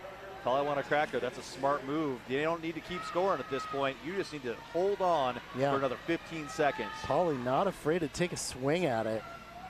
It also screws up the defense because they're waiting for a jammer at this point, and as soon as they drop their guard, Pauly engages. Make a sprint. Yep. Like that. Yep. Calls it off as and the game is over. Yep. So, unofficial score 205 to 173, unless there was an error in how the points were put together. I'm going to say High Rollers are going to finish number 3 in this home season series. So they have pulled off the win against GNR. They look happy about it. Yeah, and it was a really good game. They played a very smart game. They came out strong right from the get-go. GNR gathered themselves, and they put together a lot of good plays. They kept it close. They kept themselves in striking distance. But once again, High Rollers just kept it together. They played consistently through that entire hour of play, and they pulled off the win. Well, King, you were right. My prediction was incorrect. Although I had the scores right, I had the teams reversed. I can't believe I was so far off. So with that, we do have an, in fact, official final score. High Rollers 205, Guns N' Rollers 173. They're going to do their little skate around, get some MVPs, and have a good time. Thanks, ladies and gentlemen, everybody watching at home. That's right. Well, hey, and don't go too far. Don't go away. Yeah, maybe grab yourself an ice cool beer and get ready to put them chips, because you're about to have a one heck of a big game coming at you. Again, the Heartless Heathers and Breakneck Betties will be battling for first place championship bragging rights. Season 29. It's not that far.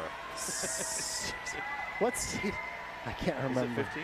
14. I don't know. It's 14. Is it 14? I'm pretty sure. I keep telling. I've told you all night. We have been doing this for a long time, boys and girls.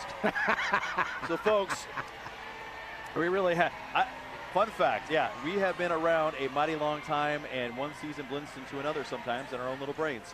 Put me back in front of the steering window. Well, everybody at home, this has been a heck of a good time, and Magic Pony? Who are you? Yes, King? As always, it is a pleasure to a wonderful final version of the King and Magic Pony show for this season. All right. Well, we will be right back after a few words from our sponsors.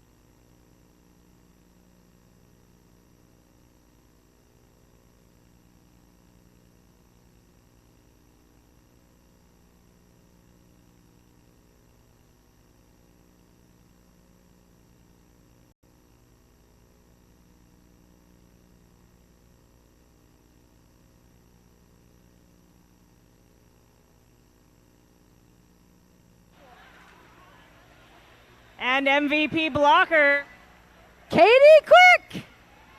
Katie Quick. Guns and Rollers, who do you have for your MVPs? MVP jammer is Molly Polly. And MVP blocker? Rosemary's Baby.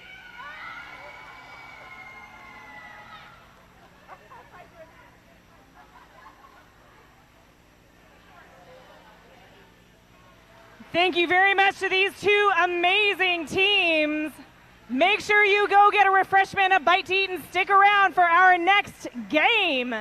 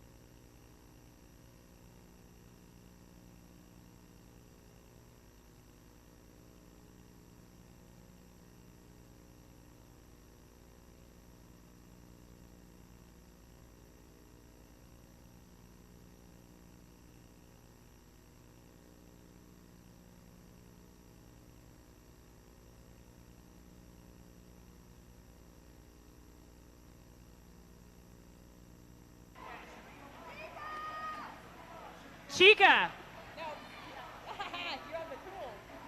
I have good tools. GNR wants to take one moment to acknowledge one very, very special person out there. Our most valuable fan is Frankie. Frankie. Frankie. Guns N' Rollers fan Frankie.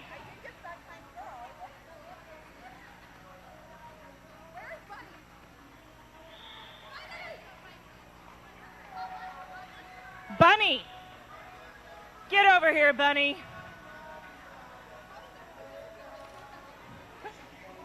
Bunny!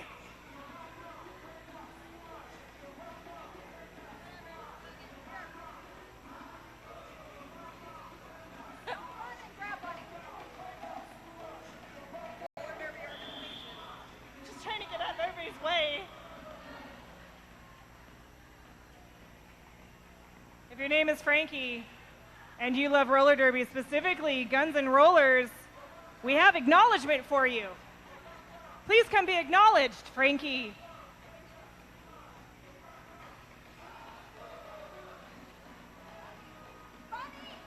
Bunny! Bunny!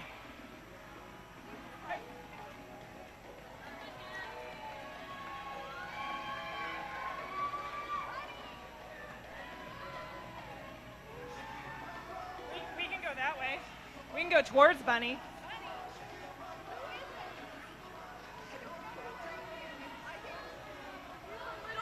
We're gonna go find Frankie. You're walking faster than me. I can't keep up. And I don't want to get run over. Frankie! Frankie! You are the most valuable fan! That's amazing!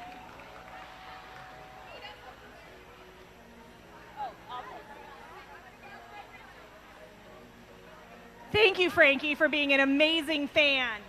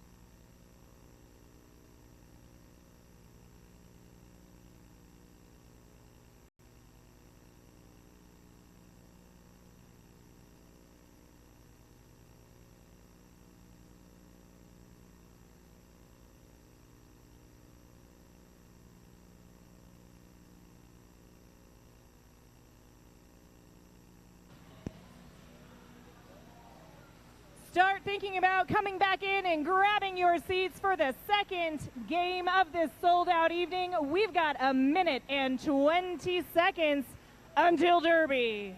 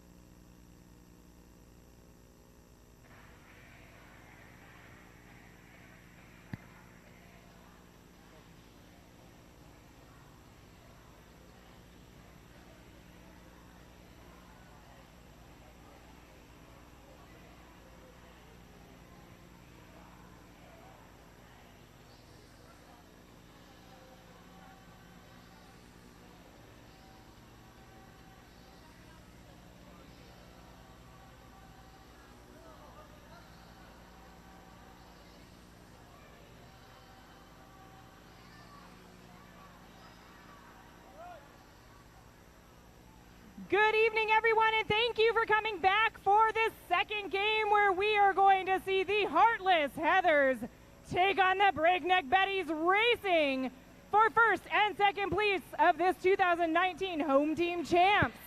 My name is Nom Nom. I am still your MC for this game, and I am still joined on the mic by HP Shovecraft and Toe Furious.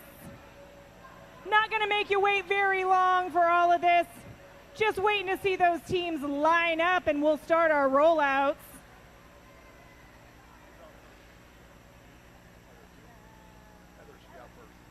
We're going to be saying hello to the Heartless Heathers first, followed by Breakneck Betties. But before we get started, where are my Heartless Heather fans?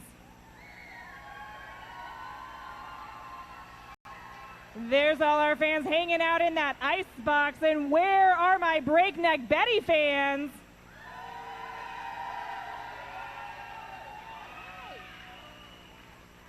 Very good.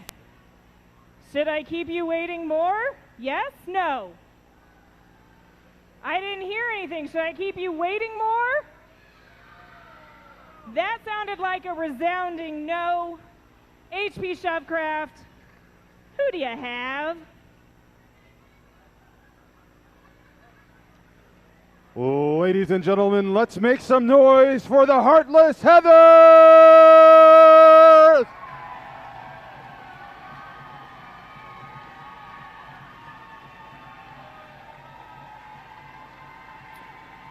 Number 125 is Adrenaline Crush. Number 12 is Stan the Woman. 155 is Bella Constrictor. 163 is Malicious Intentions. Number 17 is the Blast Unicorn. 21 is Fatality. 243 is Scratcher in the Eye. 247 is Mia Palau. 26 is Nacho Lucky Day. 401 is Tarantula. 424 is Tegan and Scaria. Number 70 is Freddie Herfury.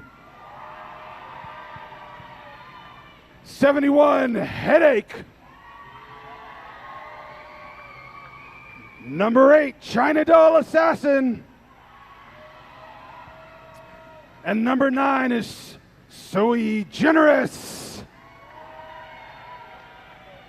Ladies and gentlemen, let's make some noise for the Heartless Heathers!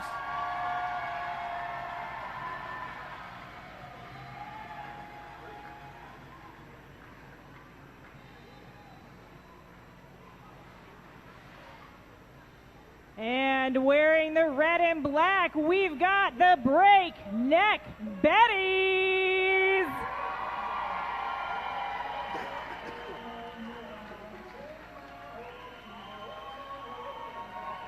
Number 1055, Abracadaver.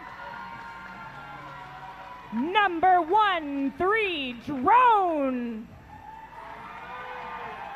Number 16, Beyond Thunderdame. Number 160, Sprout. Number 1975, Fleetwood Smack. Number 210, Tenacity. Number 23, Gal of Fray. Number 25, Gingeraff. Number 300, Little Red Rider. Number 31, Toxic Haste. Number 319, Bleeda Callow. Number 615, Justine Tip. Number 666, Melter Skelter. Number 8, Fleur de Lethal. And number 93, Fira Nerys. Let's give it up for our Breakneck Betties. Well, hello, Derby fans, and welcome to the home team championships we got here. We are going to see the Heartless Heathers and Breakneck Betties, who have both been introduced to everyone in the attendance. I'm the King, and I'm being joined with Puns and Rollers. How are you doing tonight, sir? I'm doing wonderfully. How are you? I'm doing pretty good. So, hey, we've seen a really good season for both of these teams out there. I honestly, I'm kind of on the fence as to who I'm predicting to win this one. Well, Breakneck Betties have not lost a game this entire season. Well, they've come close a couple of times, and the Heathers have taken them to the wire. So, I mean, the odds are on the Betties, but not by much. Yeah, I gotta say, I'm loving the strength of defense that the Heathers bring to the plate tonight.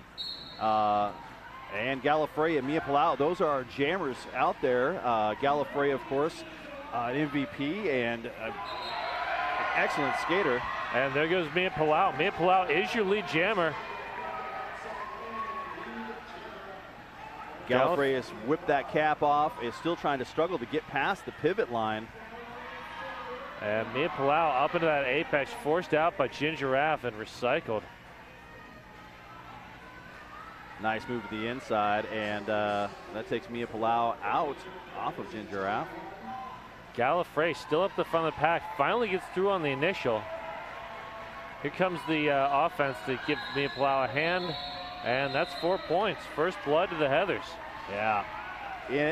Talking about the Heathers, I have a feeling they're going to come out very, very strong and try to get as much out of this as quick as possible. I think they want to try and get into the heads of the Bettys because, as you said, Bettys are undefeated. They won the championship last year. But the Heathers, if anybody's going to do it, I think the Heathers can. Yeah, I mean, this is the third time, well, I guess the fourth time in the past 6 years that they've been in the championship. Beyond Thunderdame is your lead jammer. Beyond Thunderdame having a great year this year for the Breakneck Betties. Headache out there for the Heartless Heathers. Struggling to get out of the pack right now in the straightaway. Standing in the pack. Oh, grabs some jersey. That's going to cut the forearm. That's going to put Beyond Thunderdame in a power jam. Lots of offense coming from the Breakneck Betties. Nice little spin out by Thunderdame to pick up those 4 points. And pack getting split up. Thunderdame re-engaging on a second scoring pass. Nice hit out on the outside there. Beyond Thunderdame calls it off, leaves Headache standing in the penalty box. That's a great, smart move by Thunderdame to give them an opportunity to start in a power jam. And Abracadabra will be the one to take advantage of that. I really like Abracadabra. You know, I think she's one of the X factors in this game. If she has a good night, I have a feeling Betty's will just walk away with this no problem. Well, she has a very different style from all of the other jammers that the Bettys have. Yeah. She's much more physical. She comes into the pack like a wrecking ball. Oh. And looks like the floor reached up and... Well, it looks like she lost a wheel. Yep, that's what happened. Abracadabra went down minus a wheel. That's wheelie not the way you want to have that go. Oh, puns. Well, it's already started. So the dad jokes shall commence. That's what I'm here for. Scratcher down on the line. Looks like they're going to have a change out there. So we got Scratcher up against Lil Red Rider. Scratcher pushed to the front of the pack, but Lil Red Rider bounces the outside, grabs lead. Scratcher recycled by Drone, long drawback. Sprout and Drone working hard on Scratcher. Everybody going off. Yeah, Little Red Rider was a nice pickup by the Bettys. This is a rookie year. Really smart skater, very strong. I think she's got a bright future. Yeah, she's been used sort of sporadically. She's not really been in their main rotation for most of this season. More of a change of pace jammer, but she's been effective when she's been in. Yeah. And if they're putting her in here in Jam 4, she might see more action tonight than in previous matchups. Yep, Scratcher is out on initial. It took a while for Scratcher to get out. Nacho Lucky Day dropping Little Red Rider in that straightaway. Little Red Rider went ahead and called it off, picks up all 4 points. Breakneck Betty's now sitting at 10 to Heartless Heathers at 4. We are early in this game. I would like to give a big shout out to Tonkin, largest selection of new and used autos in the Pacific Northwest, only a click away at Tonkin.com. And on that Tonkin.com jammer line, we have Gallifrey and Mia Palau. Rematch of jam number 1 here. Oh, what a nice move. Mia Palau is out as your lead jammer. And Gallifrey one-on-one against Nacho Lucky Day. Nacho getting some help now. Nacho Lucky Day losing their footing. Mia Palau picking up a forearm penalty, and that's going to put Gallifrey in a power jam. And you do not want to give Gallifrey a power jam. Or Nacho Lucky Day looks like a high block. So that gives a pack advantage now to the Bettys as well.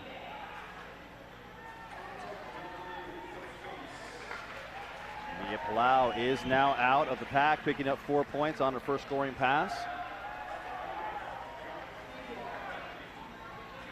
Gallifrey has really been, wow, wow. Has been awesome, has been unstoppable. Has been sort of their ace in the hole a very reliable jammer. Oh, yeah. When they're in crunch time, Yeah. and also capable of astoundingly graceful acrobatic moves to get points. Nacho Lucky Day comes in, hits drone, and springs Mia Palau from that pack. Mia Palau picking up 4 points on their first scoring pass. And Tarantula and company digging in deep on Gallifrey. Tenacity on the drawback on Mia Palau. Both teams have disgustingly good defenses. Oh, yeah. I mean, these are some really top-tier defenders from both sides. Mia Palau comes back in, and again, Tenacity out there. They've got a hold of them and not letting them go anywhere.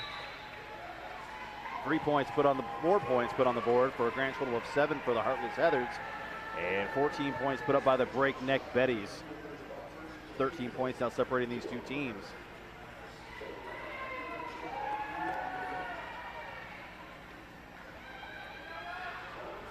Gallifrey, actually interesting fun fact about the Jammers, and we were talking about this earlier.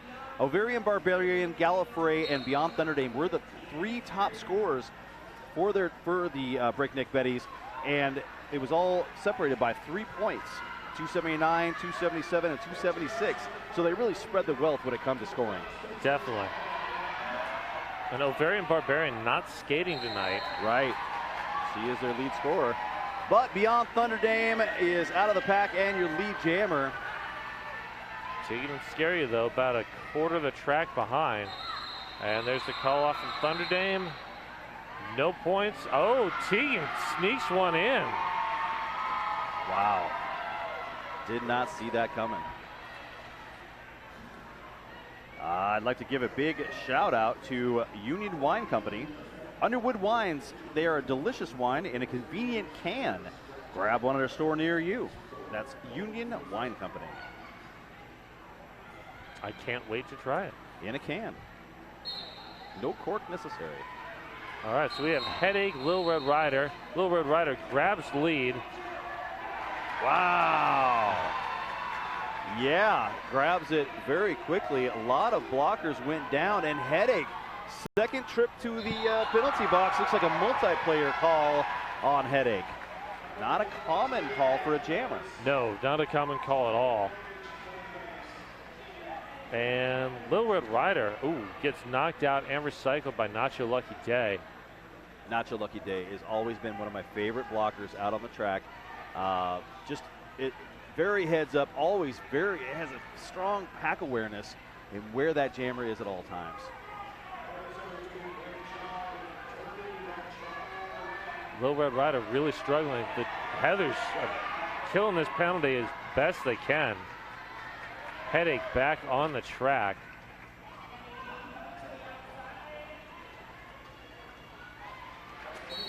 Oh, and Headache picks up a track man. cut. That is number 3. Picks up an in-sub. That is number 4. Oh, man. That is not what needs to happen for the Heartless Heathers. No. Yeah. Headache with 4 penalties in the first 10 minutes is not what you want to see. Yeah, not at all. Headache actually leads the Heathers in scoring. She has 239 points on the year and averages 4.04 points per game. Now, what are you going to do now that she's picked up 4 quick penalties? Well, you've got to dig deeper into your rotation. I mean, you've got Mia Palau, who's an excellent jammer.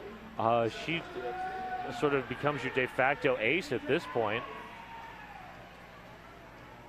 Very, very interesting. Well, they're going to switch things out. Abracadabra was out on the track as the jammer in a power jam, and Mia Palau now is going, Mia Palau.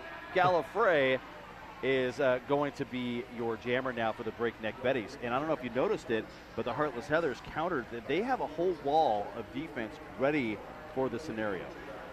And that is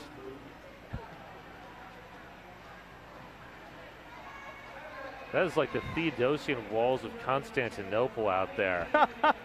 I mean, Tarantula, Nacho Lucky Day, Stan the Woman, and one other who is buried that I can't see at the moment. But just those Tenacity. 3, I mean, that's I think that's Bella Constrictor, but I could be wrong. That is Bella Constrictor, Yeah. so yeah. Yeah, it's a. I mean, that is a defensive wall not likely to be breached in 1,000 years. Well, here comes a lot of offense. Tenacity and Sprout of Control are both of them have bodies on Tarantula. Tarantula having to dip out of there.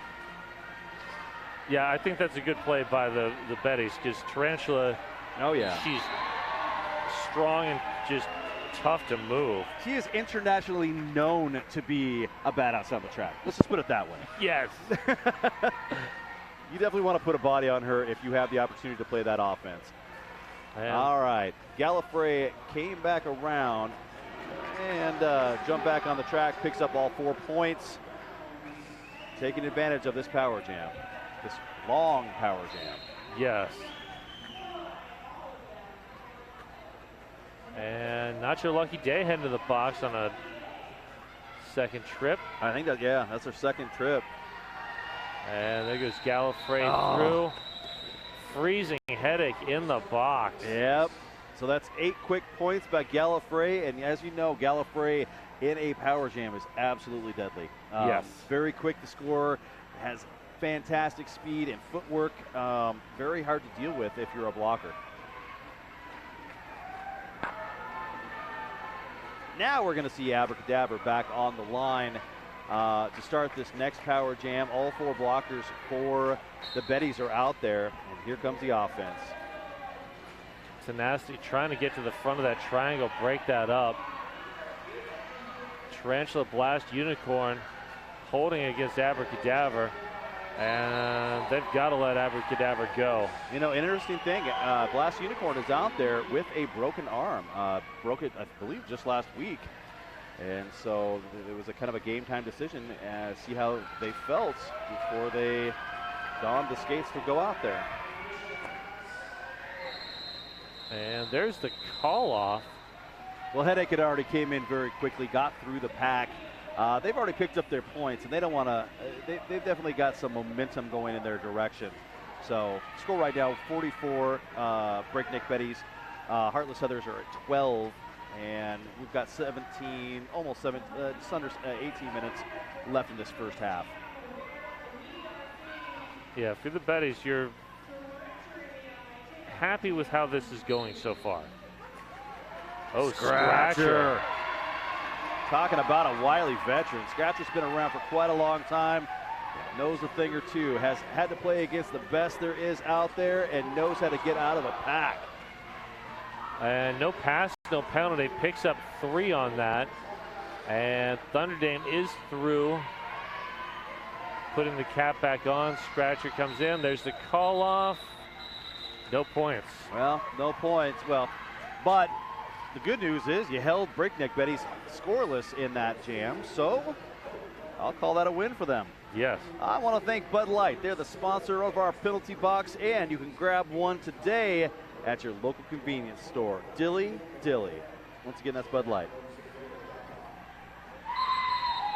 And now we have the always popular official timeout. Oh, yeah. The officials like to get out there and chat about things. But, you know, they want to make sure the score is right. They want to make sure that the penalties are right. They want to make sure that the play is safe. It's a good thing for them to stop and chat for a minute. Yes.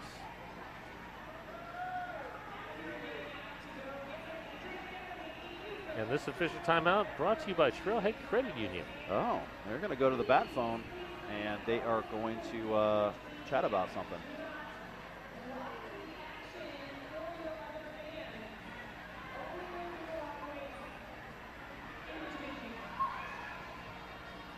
So you were sort of asking earlier what the Heathers need to do. I mean, you're going to have to dig deeper in your jammer rotation. So far, we have not seen Freddie Herfury.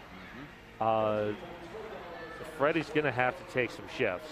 Well, and as you see, Scratcher right now sitting down in the penalty box, and that's unfortunate. You see the score. There's a 30-point difference.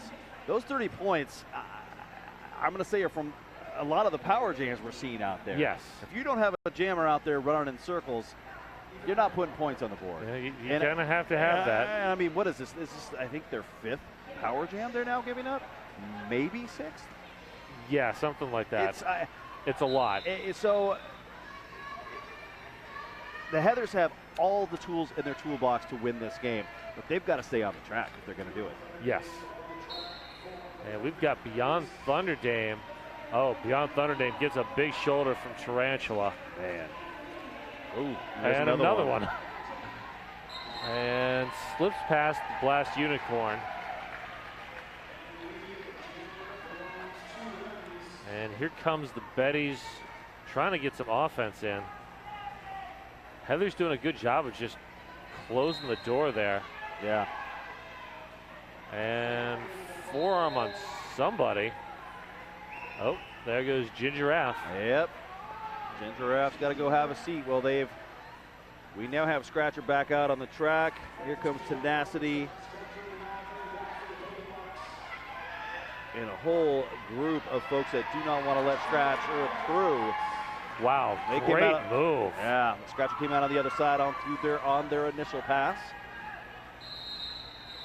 You just don't usually see any jammer get by Tenacity like that. No. I mean, Tenacity's got such phenomenal lateral movement.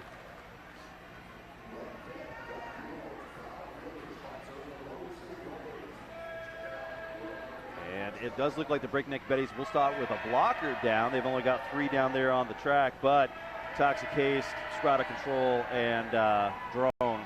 Yeah, that's not bad at all. Yeah. Dream team in the making right there. Yeah.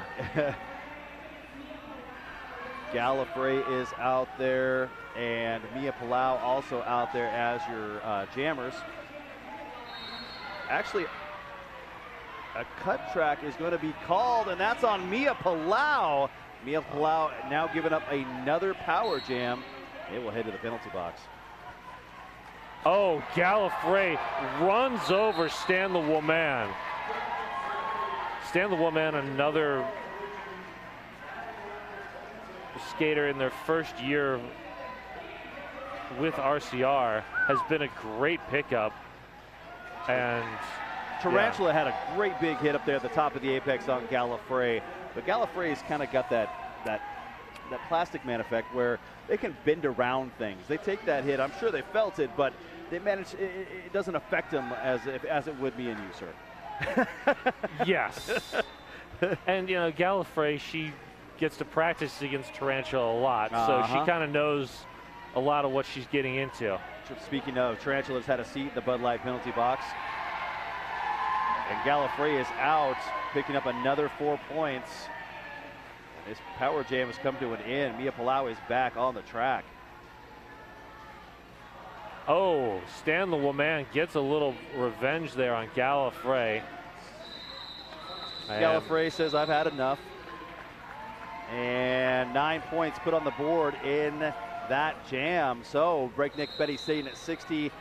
Heartless Heathers at 14. There's a timeout. This is a good timeout for the Heartless Heathers. Yeah, they need to sit down, figure some stuff out. I mean, I haven't looked at the penalty board, but I can tell you right now, they need to stay on the track. They need to play cleaner. They are playing strong, they're playing fierce, and they're playing at the level I think they want to play at, but they need to get cleaner. Yes, especially the jammers. Yeah. I mean, you can't have that many jammer penalties. I agree. So let's pay a bill or two. I would like to thank Ninkasi. You know, they've got a really cool fire pit in our raffle tonight. That is an amazing fire pit. That's not just really cool. That is just downright amazing. And I did actually get my raffle tickets because I'm not pulling the raffle ticket tonight, so I can actually play. And, you know, they are one of the new craft beer partners that we have here. And if you are at home, I would suggest you go out and buy a Ninkasi.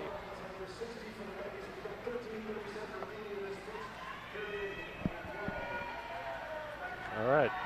Under 14 minutes to go. Skaters coming back out. We got Tegan and Scary up against Little Red Rider. 4-3 pack advantage to start for the Betties. I'd love to see Tegan and Scary have a breakout game. Just run it up. Oh, speaking of breakout game, Little Red Rider has just been a monster so far. Yeah. Heartless Heathers, I don't think have an answer right now for Little Red Rider. Oh, Stan the Woman stayed in bounds on that force out. Tegan Iscaria is out on their initial. Woo! Oh, did Tegan land it? Tegan landed it. Yep. Picked up 2 points. I'm not going to argue with the official, but it looked like maybe might have gotten more points than that. But I don't have the vantage point from where I'm sitting, and it was a beautiful jump and land to get those points. Way to put in that extra effort. And at this point, they need every single point that they can get. Tegan Iscaria had a decent year for the Heartless Heathers, had 164 points on the year, and was lead 53% of the time. That's good. That's a great stat. All right, we got Mia Palau and Abracadabra. Abracadabra trying to push through Tarantula and everybody else. Everybody else. Adrenaline Crush with the force out and the recycle. Mia Palau up at the front. Drone and Toxic Haste, not a duo that you want to have to deal with. Fatality up there trying to spin things up. And they seem to be going backwards on Mia Palau. It's really, it's amazing the depth of their defense and what they're doing here. And Abracadabra gets forced out. Adrenaline Crush on the recycle. Finally, Mia Palau has made it past the pivot line, the only jammer so far to do that. And we've got Adrenaline Crush on a forearm. So and just like that, Mia Palau is out as your lead jammer. Not sure if this is the first or the second power jam for the Heathers, but they need to rack up some points now. I think it is the first, at least the first that I remember. Yeah. And it's a great opportunity for Mia Palau. Sprout does a good job slowing Mia down, but Mia's through. She took a little Jersey whip off the back of Adrenaline Crush to do it. Adrenaline Crush, of course, was playing beautiful offense. Mia Palau now engaging up at the front. Woo! Abracadabra and Tarantula meet in the middle, and so I think that's what I would think when atoms collide. That's kind of what it probably looks like. Yeah. All right, 12 points there for the Heathers. Boy, did they need that. Yeah, they did. I mean, that's their biggest jam so far. Yeah. And I mean, they desperately needed something to go their way. Yep. Well, we're going to see Scratcher down there going up against Beyond Thunder Dame.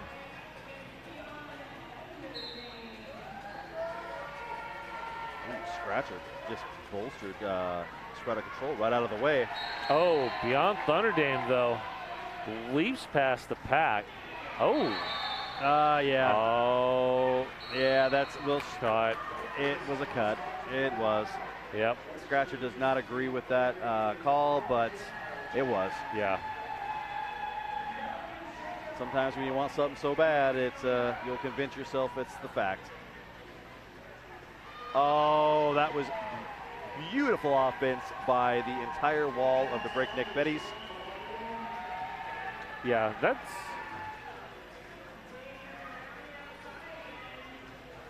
I'm looking down there. That's just a lot of like current or former Wheels of Justice skaters. Oh yeah.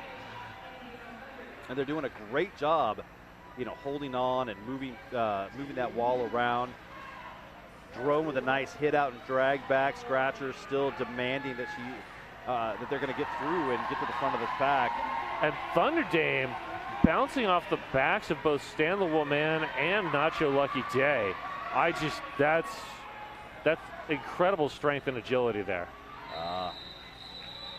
Quick call off. That was that was great. No points were scored. Beyond Thunder Dame needed to kind of jump in there, maybe eke one or two of those out, but it's better to call that off and hold the Heather scoreless like she did than, you know, keep pounding to try and get that extra point. I mean, you've just scored 16. You're up by 51 points. No need to get crazy here. Yep. All right, next up we got Gallifrey, Mia Palau. Yeah, I like this matchup right here. Mia Palau, one player left to beat. That's Tenacity, and Mia Palau is your lead jammer. Gallifrey yanking the star. I don't think a star pass is actually going to happen, but you know. Oh, there we go. Mia Palau sneaks back by Tenacity again. And hey, there we go. There's the star pass. There you go. Yep, I was wrong. Love it. All right. Is that Tenacity with the star? Yes, that is. I'm excited to see this.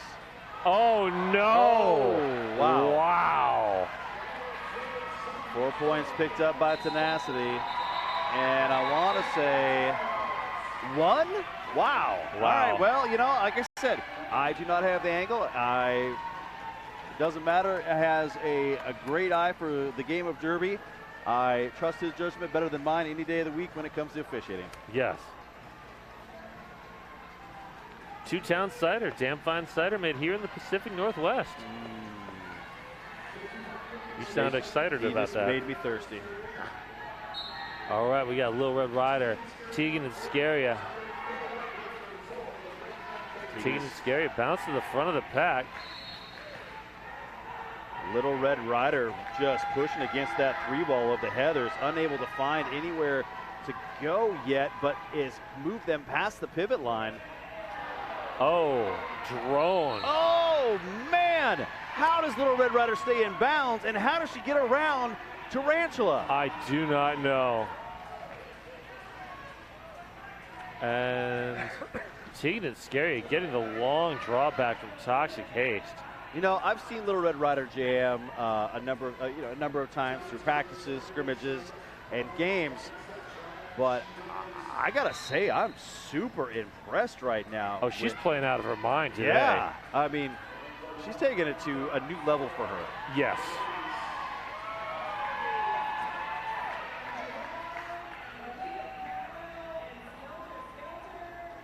And Little Red Rider back in.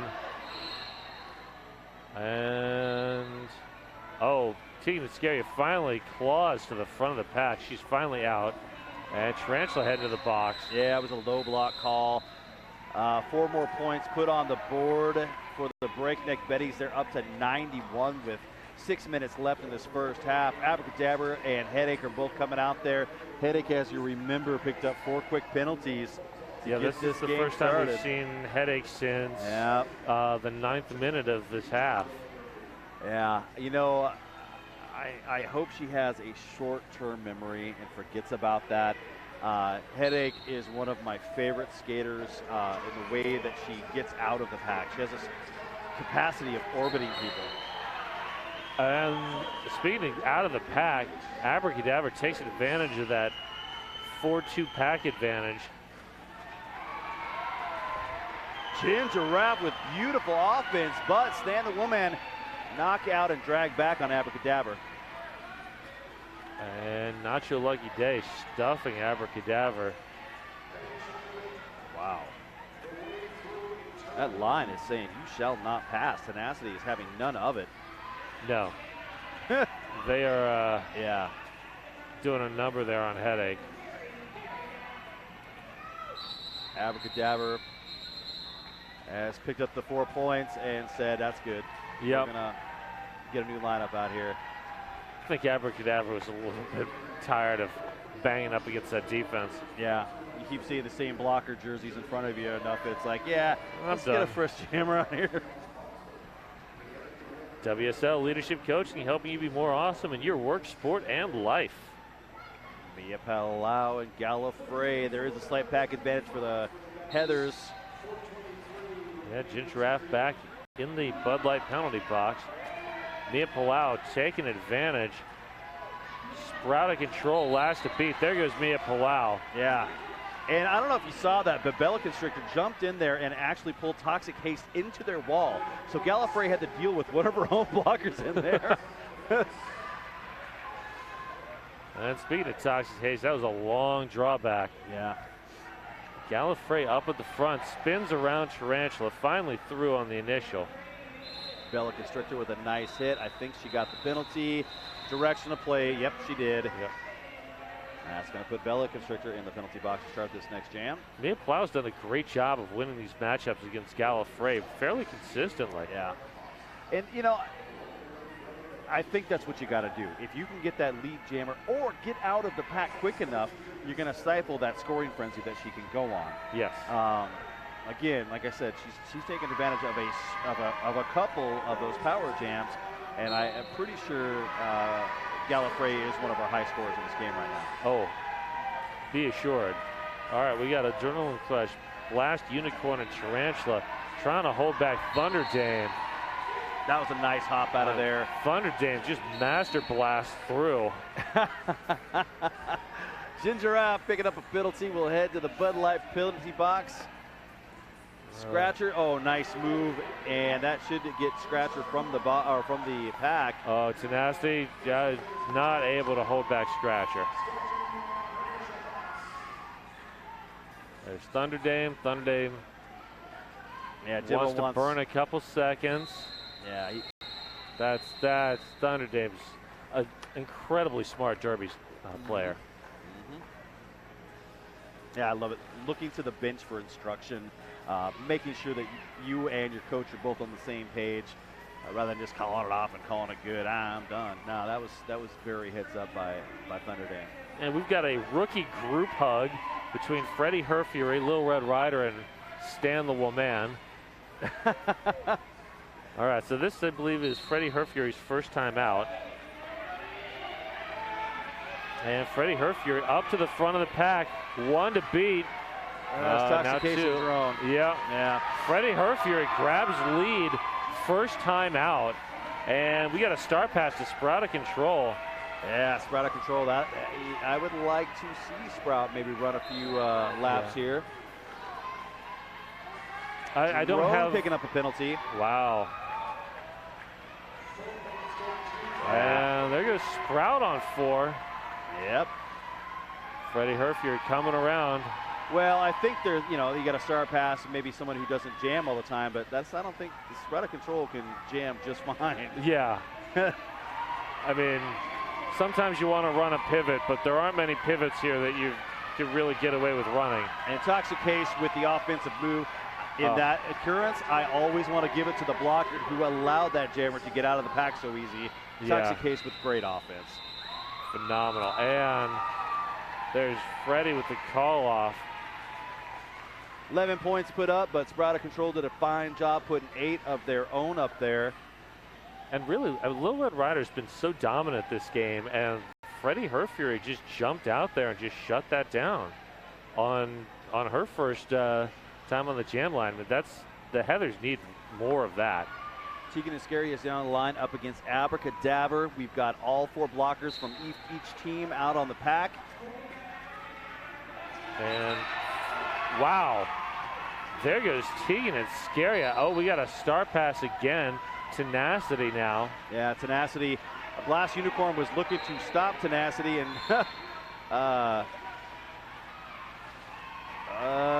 was there a legal star pass, I think?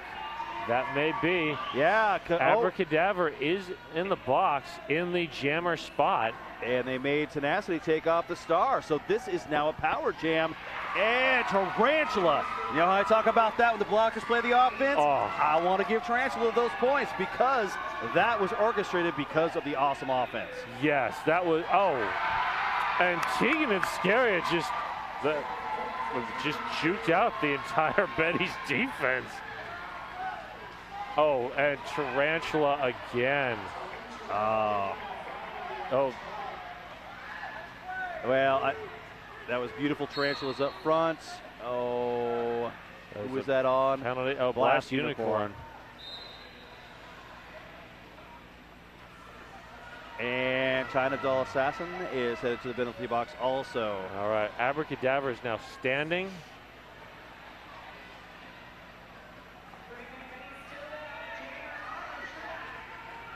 So, here she comes. Oh, and now Tegan and Scaria playing defense. I like this. I like it too. Yeah. Oh, what a nice hit. Tegan. Somehow Tegan and Scaria stayed in bounds. That was awesome. 13 seconds left. Adrenaline Crush opening a hole. Oh, that Adrenaline was Crush. beautiful. That seal was so good it needed a macro. 20 points by Tegan and Scaria. Wow. And I can't say it enough. I can't say it the offense coming from the Heathers in that jam. Every blocker out there should be awarded an assist for those points because they played such beautiful offense. Yes, they really did. And that is the best thing you can do for your jammer is get out there and move bodies around to make it so easy for them to score. That Yep. I can't talk about offense enough. We're at intermission. I believe Dimo's out there chatting with the refs. I don't think he's happy about something. I'm waiting to see if there's an official review coming. I see Nom Nom, our MC, is out on the track, but we may have something yet to be seen. So what are your thoughts now that before we run off to halftime? Well, it was not a pretty first 25 minutes for the Heathers. Okay, it just wasn't good for them. Too many jammer penalties, too many penalties in general. But they've been picking up momentum in these past 5-10 minutes. Yes, they have. I mean, including that 20-point jam to go into halftime. You know, sometimes you have to take that momentum and hope that you can sustain it into the second half. I cannot agree enough. And sometimes those penalties will rattle you. You get angry. I'm trying to win a championship. Quit calling those things on me. You get rattled by them. But once you calm down, let the zen happen. You could see they fell into a groove. They started playing. I mean, they had a groove, but it's like they relaxed for a second and started playing a much better solid game all the way around. Yeah. So it is getting close. I think if the Heathers can maintain that level of relaxation and yet fierceness on the track, I think we could see a nice turnaround in their gameplay. Yeah, and Mia Palau's got to win those matchups against Gallifrey every single time. Every single time. Which she's been doing, and I think we need to see more of Freddie Her Fury and hope that she can do more of what she did, because they got to get deep. All right, sir. Well, they went on to halftime. We've got a cool game. It's going to be Hungry, Hungry Hippos. We're going to throw it down to the track. See you guys in about 15 minutes. I could have held your pom-poms. I want to hold your pom-poms. Unless Cheery wants to hold the pom-pom.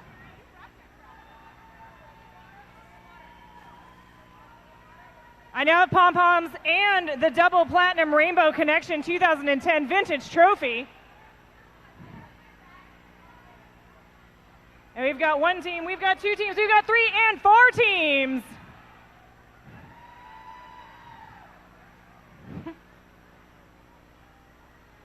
This is always such a fun game.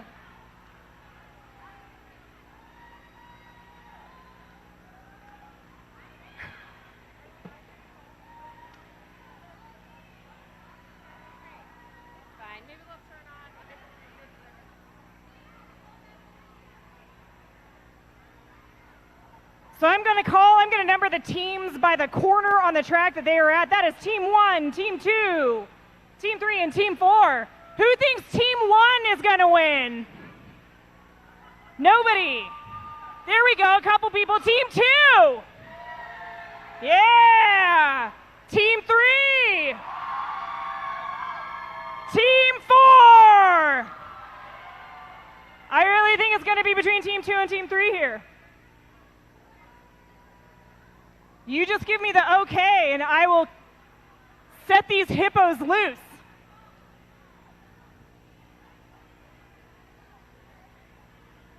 Ready, set, go! Hungry, hungry hippos! Look at those hippos eat.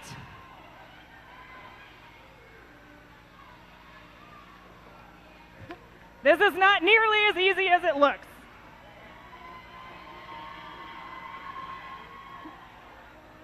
Thank you, Lethal, for corralling those balls. I know you do. Okay. I really do think this is going to be between Team 2 and Team 3.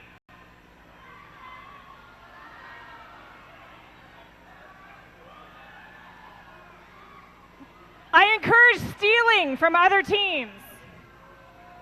No? Yes. The Rainbow Connection Double Platinum Trophy is on the line.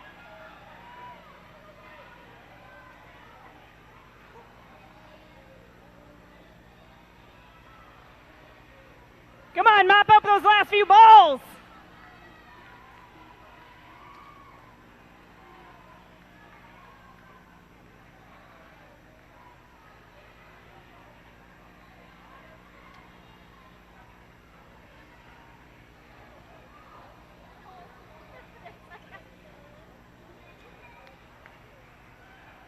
Are we done? Are you giving me the done?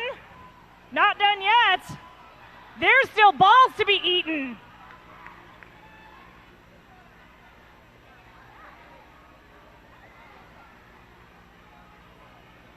I love that we have volunteers out here who are corralling these wayward orbs.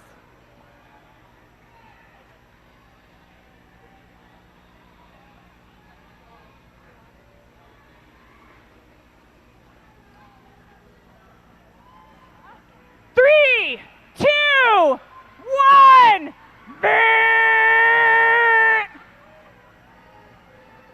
Those were definitely some hungry hippos. Let's count those up to see who wins the 2010 Rainbow Connection Double Platinum Trophy. This is a vintage item. You will never find another one.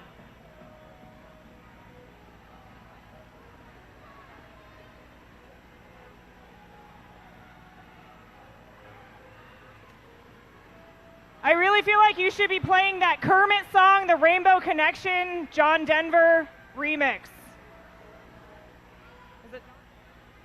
Okay, good. I'm glad I got that right.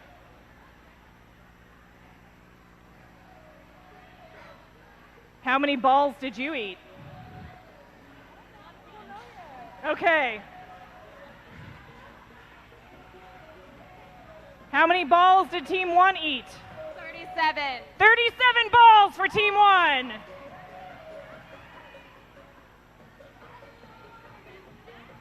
Okay. Team 4, did you count all your balls? 81? 81 balls for Team 4. Remember your numbers, because I'm not going to. It's coming down between Team 2 and Team 3. And then it's my favorite event, the bread toss. There are so many balls that we can't count them all. 712 for Team 3.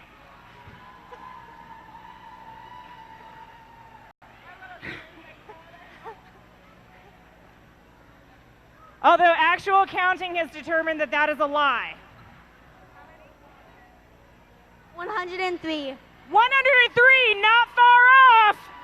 Team 3 is the current leader.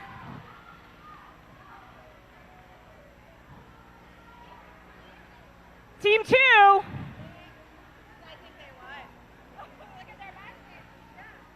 Much. How many did you get?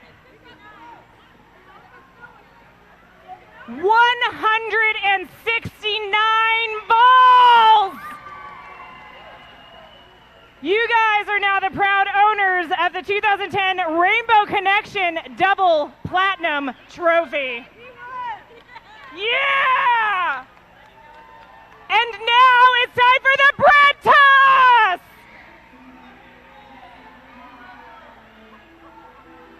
I love bread toss! I love bread toss!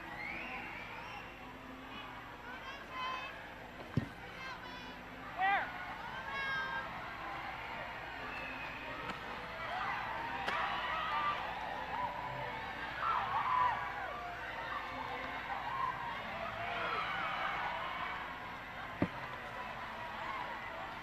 My nipple just came out.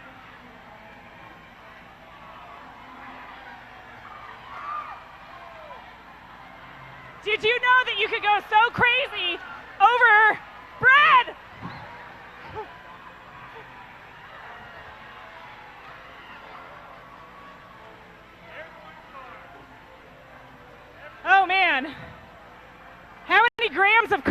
that? A lot. It was a lot.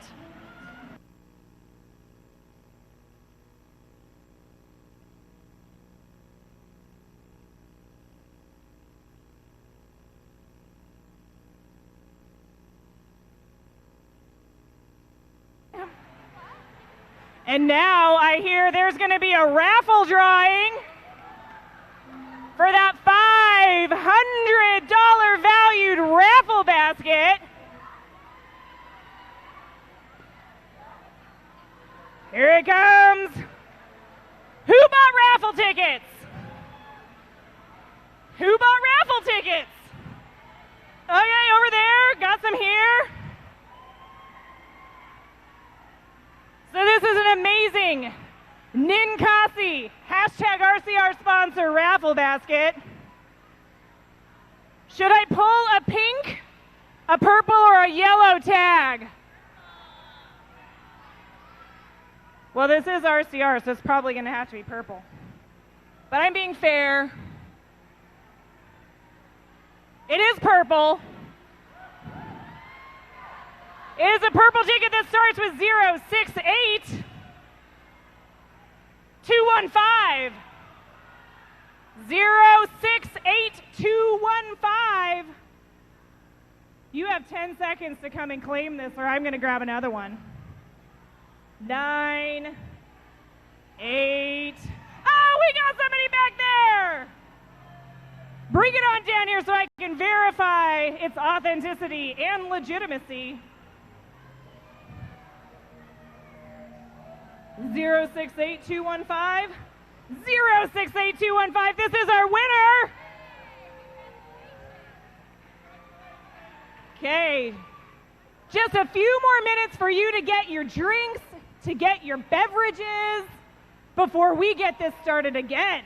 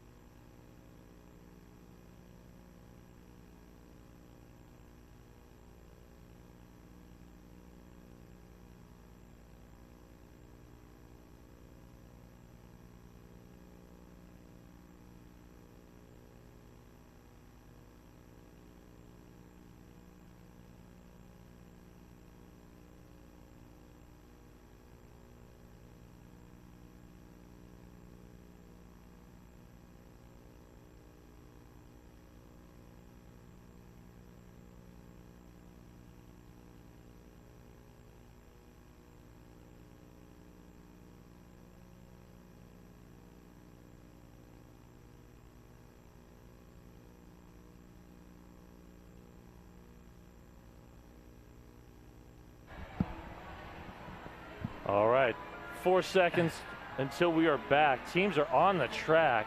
At first I was afraid, and I was petrified. DJ Agent Meow is one of the few DJs in this world that can get an entire crowd singing the lyrics to the song just by dropping a tune. Oh, yeah. I mean, I admit it's a roller derby crowd, but he went from Sweet Caroline now to I forgot where I was now. But anyways, everybody was singing and everybody was having a good time. We got Mia Palau and Thunder Dame on the track to get this jam started. Oh, Drone pounding up against Mia Palau. Yeah. And Thunder Dame at the back just going nowhere. Oh, they finally were able to move Tarantula out of the way. Yeah, I think they heard you. And Tenacity pushes Mia Palau into Thunder Dame. Thunder Dame gets recycled by Tarantula. Oh, and here comes Thunder Dame. She got a little bit of steam now. Yeah. But Stan Woman braced, and yeah, that's not going anywhere. Yeah, Nacho Lucky Day's also in there, holding it down. Bella Constrictor. Ugh. Yep, there's a pile up in turn number 1. I'm just looking at all the defenders out there.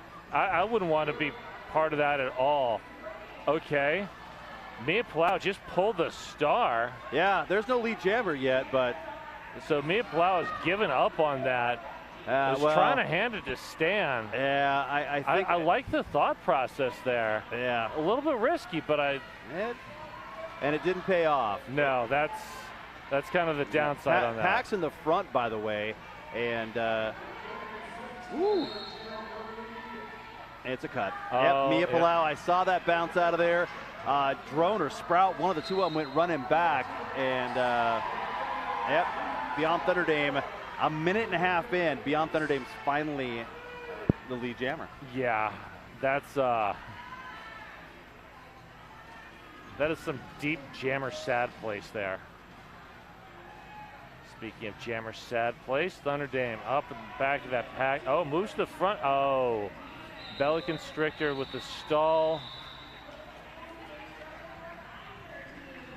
3 points out of, what was that, a minute and 50-second jam? Ooh, I love good defense. And I think Mia Palau is still in the penalty box?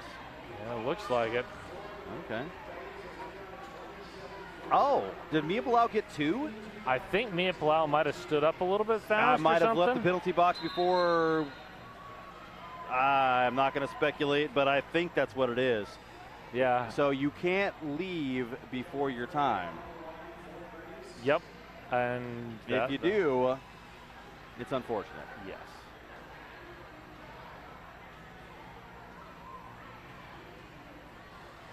So, out on the track, Gallifrey is going to start in a power jam. I've already discussed in the first half what I think of Gallifrey in a power jam. It's brutal. It's terrifying. It is. It is. But Gallifrey will also have to go up against a defense that is also terrifying. Yeah, they have put that defense out there to contend with her before. So, we will see what we've got. Yeah, there's going to be some offense coming from the Bettys. Yep. And Ginger Raff, Tenacity. Speaking of Ginger Raff is sitting on 4 after that first half. So, not that, this is for a championship. Your off season starts in 30 minutes. Right. So you're going to leave it all out there. If you got 3 more penalties, why not use them? Yep. Just joking. You don't want to pick up any penalties. You want to play clean. But at this level, you get skaters who are able to sort of play it like 80%, and 80% and not getting penalties is still pretty darn good. Yeah. Oh, Gallifrey is out after taking a big hit. Mia Palau back on the track, plowing through. Yep, I was incorrect on my assessment that there was an additional penalty. Mia Palau is back, and Gallifrey picks up 4 and calls it off. Mia Palau navigated through the middle of that pack like nobody's business. Oh, yeah. Like hot knife through butter. Slippity, dippity, and you're out. We got to pay a few more bills. The Heathers would like to thank K-Fit and Killer Burger, commit to the burger. Yeah. And the Bettys would like to thank Kelly's Olympian. Beers and burgers. Damn, dude. Killing me here.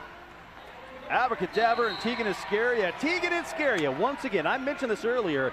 She's like at a 53, 58 some percent with her getting lead jammer. And again, Tegan Iscaria is out first as your lead. Yep. Oh, Drone, though. Nice force out and drawback. Abracadabra's got that star, and that is passed now to Sprout. Oh, and drone. And there's the call off. Freezing Fleur de Lethal in the box. So 4-3 packet damage to start the next one. And again, Little Red Rider, who has had a very, very good first half, is up against Scratcher. I like this matchup. Yeah, I do too. There's Jammer on Jammer contention here.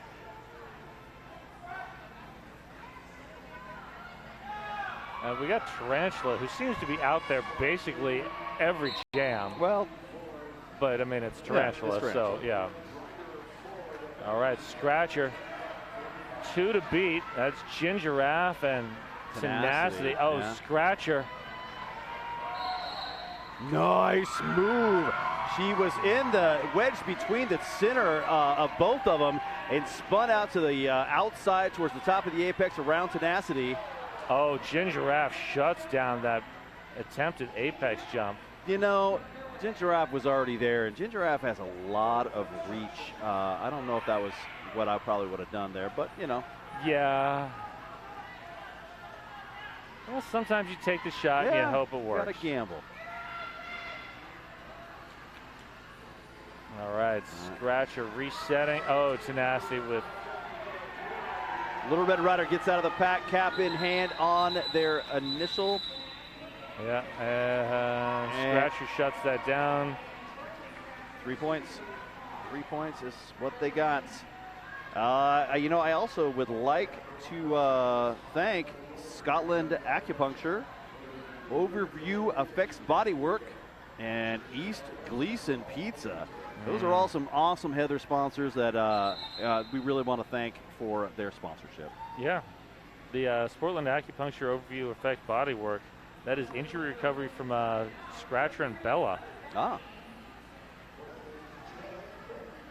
So very personal Heather sponsors there. You know, actually there is, but wait, there's more. Heather Bees Flowers.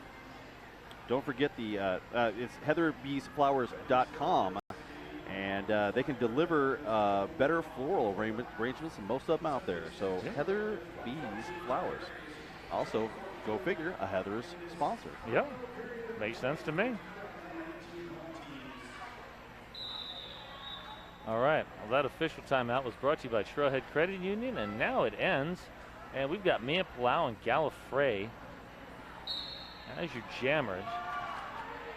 Mia Palau playing a little jammer defense there, making sure that Gallifrey is locked in the back of that pack. Toxic Case runs up, nice grab right there. Drone goes down. Toxic Case with a shove to the out. Oh, and look at that. Mia Palau is out as your lead jammer, and a forearm call on Toxic Case. And I was wondering if they were going to call it because there was a definite push out. Those arms extended and the push was there. And that is 4 easy points for Mia Palau. We got a 4-2 pack advantage now for the Heathers. Gallifrey has the cap off again. Gallifrey lost cap out of bounds. But Gallifrey has no one to pass that to. Sprout is standing in the box. Gallifrey now playing some defense. Gallifrey kind of used to playing defense, being a world-class defender. Only an MVP of the WFTDA. Yeah, no big title. Nothing big. But this jam comes to an end, but not before 12 more points. And we make that 8 points, put up on the board, but 30 points now separating these two teams. It is 12. 26 points. And there's a timeout from the Breakneck Betties. Yeah, they need to stop the bleeding here. That's 26 points now separating these two teams. So we talked about this at the end, during halftime, at the end of that first half.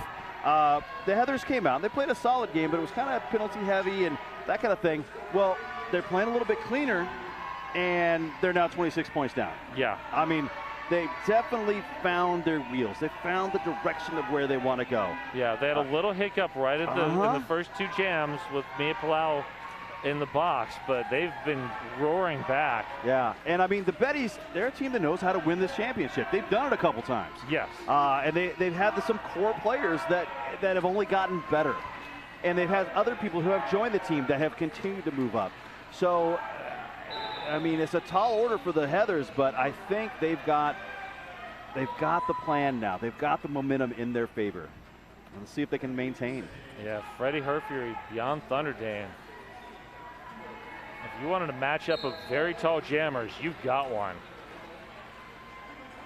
Herfury trying to take that inside, and Drone crams the space and knocks them out. Oh, Freddie Herfury runs over Toxic Haste. There's something you don't see very often. Yep, but Toxic Haste, oh, Toxic Haste pushes Tarantula out of the way. That pushes the whole triangle. yeah. And credit that lead jam to Toxic Haste. Cap now in hand for Herfury. Looking for that pivot. Blast Unicorn playing a little bit of offense, but wants to give it up and go back to the circle wall. Yeah, beyond Thunderdame having not much luck there. Freddie Herfury, well, pushing into that apex. That's what you do. You suck them up in there. That's a nice move to the outside. One to beat. That one is though tenacity. It's okay. Keep pushing. Keep moving. Nice. All right, Freddie Herfury out. Yep, 1 minute into it. Thunderdame will get 4, but that's going to be it. Thunderdame only gets 3. Wow. So, yeah, I really like that jam. Yeah, it was a minute about a minute and 20 seconds of strong defense. Yeah. I mean, that's rack that up to defense right there. Abracadabra and Tegan and Scaria.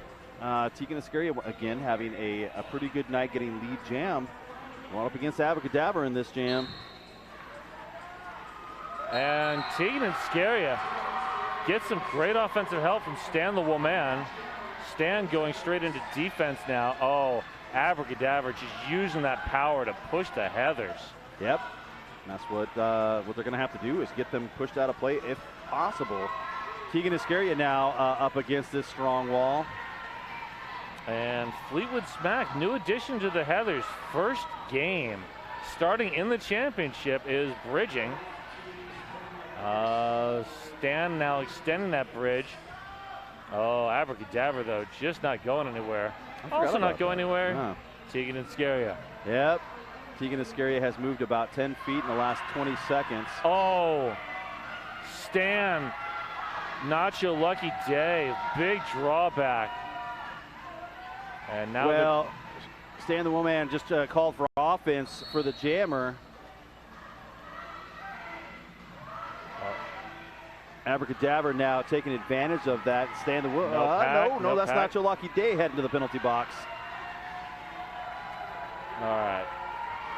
Tegan and Scary's going to have to call this one. Yeah. Phenomenal defense by the Betties. Or Tegan and Scary's not going to call this one.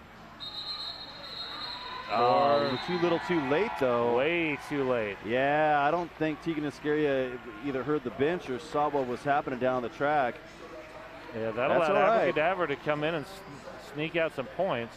Not sure how many points yet. 4 points. It's 4-4. Yeah. Yeah, that's all right. Well, I don't know. In a game this tight, you just can't afford to let the other team steal any points. Yeah. I mean, this could be a game decided by, like 3 points. Yeah. Gallifrey and, no. Little Red Rider and Scratcher in the eye. Are your jammers out there? Oh, Scratcher gets lead, but gets sent back. Yep. Yeah. Don't risk the track cut. I was going to say, it almost looked like it could have been. Wow, juked Toxic Haste right out of their skates. Oh, that's a Scratcher. Great moves there. Clever little move by Scratcher. Talks a little smack to the coach of the Breakneck Betties as they glide by. Look at that. Wow, that's how you pick up 4 points right there. Woo! And Little Red Rider does a similar move. Must have been inspired. All right, Scratcher backs blocks her own player, but that's okay. Yep, and I think Jerome picks up a forearm at the end of play and does. 3 more points put on the board, and they are at 99. Heartless Heathers, Breakneck Betties on 121. 22 points now separating these teams. I'm loving this game. Yeah. there's going to be a slight pack advantage for the Heartless Heathers to get this next jam started. Gallifrey and Mia Palau. This has been the story of the night right here. Now, this is like the 7th time these two have met. Something like that. It's been a lot. Well, it's a big cluster. Mia Palau tries to go around the inside. She's got tenacity and... Mia Palau gets the lead jam call, but gets the recycle as well. Yep. Ginger Raff with a beautiful hit to the inside. And I don't think I've ever seen Gallifrey pull the helmet cover this many times. Yeah, Mia Palau went ahead and called it off. I think she got smacked in the face, possibly holding her jaw right now. Yeah. That's good. You don't want to like keep trying to force it. So comes Freddie Herfury and Beyond Thunderdame. Beyond Thunderdame. All 4 blockers from each team are back out on the track.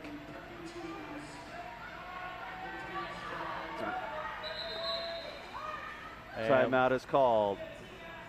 Team timeout by the Heathers. Yeah. Well, you got 17 minutes. You got a close game now. Yeah, I'm not sure that I would have burned a timeout right now, but you still got your official, and you still got one more timeout to go. Yeah, and if you feel the need that you got to talk something over, then you got to do it. There's going to be a defensive switch. Yeah. They want to stuff Thunderdame. Fatality. Yeah, okay. They're replacing Fatality and Blast Unicorn. All right. With Stand the Woman and Bella Constrictor. For those of you at home, Fatality is a fantastic blocker, but perhaps there's a better matchup that they're seeing. Blast Unicorn, of course, she has a fresh injury, playing through it. Yeah. And I mean, Thunderdame is tough as nails being out there. Thunderdame is a Wheels of Justice jammer, so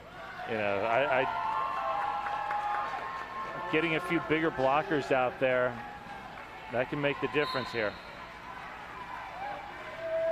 Yeah, I'm liking what I'm seeing right here.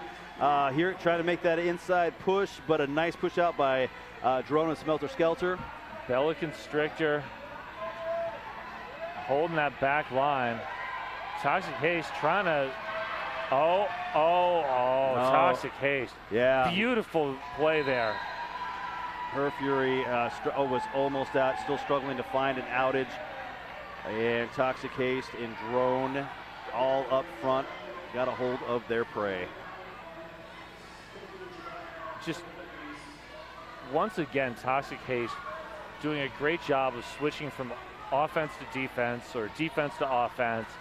Just perfectly timed and making a critical play at a critical moment. Yeah. Well, former junior skater, moved on up in the world and has always had a good head for the game. Yes. Sprout of Control looks like picks up a penalty, headed to the penalty box. Drone with the force out and recycle on Herfury. Herfury has cap in hand. Stand the Woman, though, dug in deep on Thunderdame. Wow, Tarantula doing a great job up front against Thunderdame. Thunderdame might have got hit in the face. Yeah, there's a lot of shoulder there. Yeah, but out, shaking it off, picks up 4 points.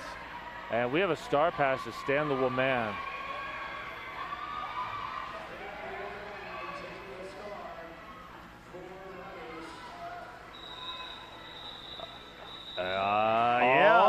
Snuck in and got a point out of that. And only 1 point put on the board for Beyond Thunderdame. So that was only a 4 point difference. So now the difference is 26.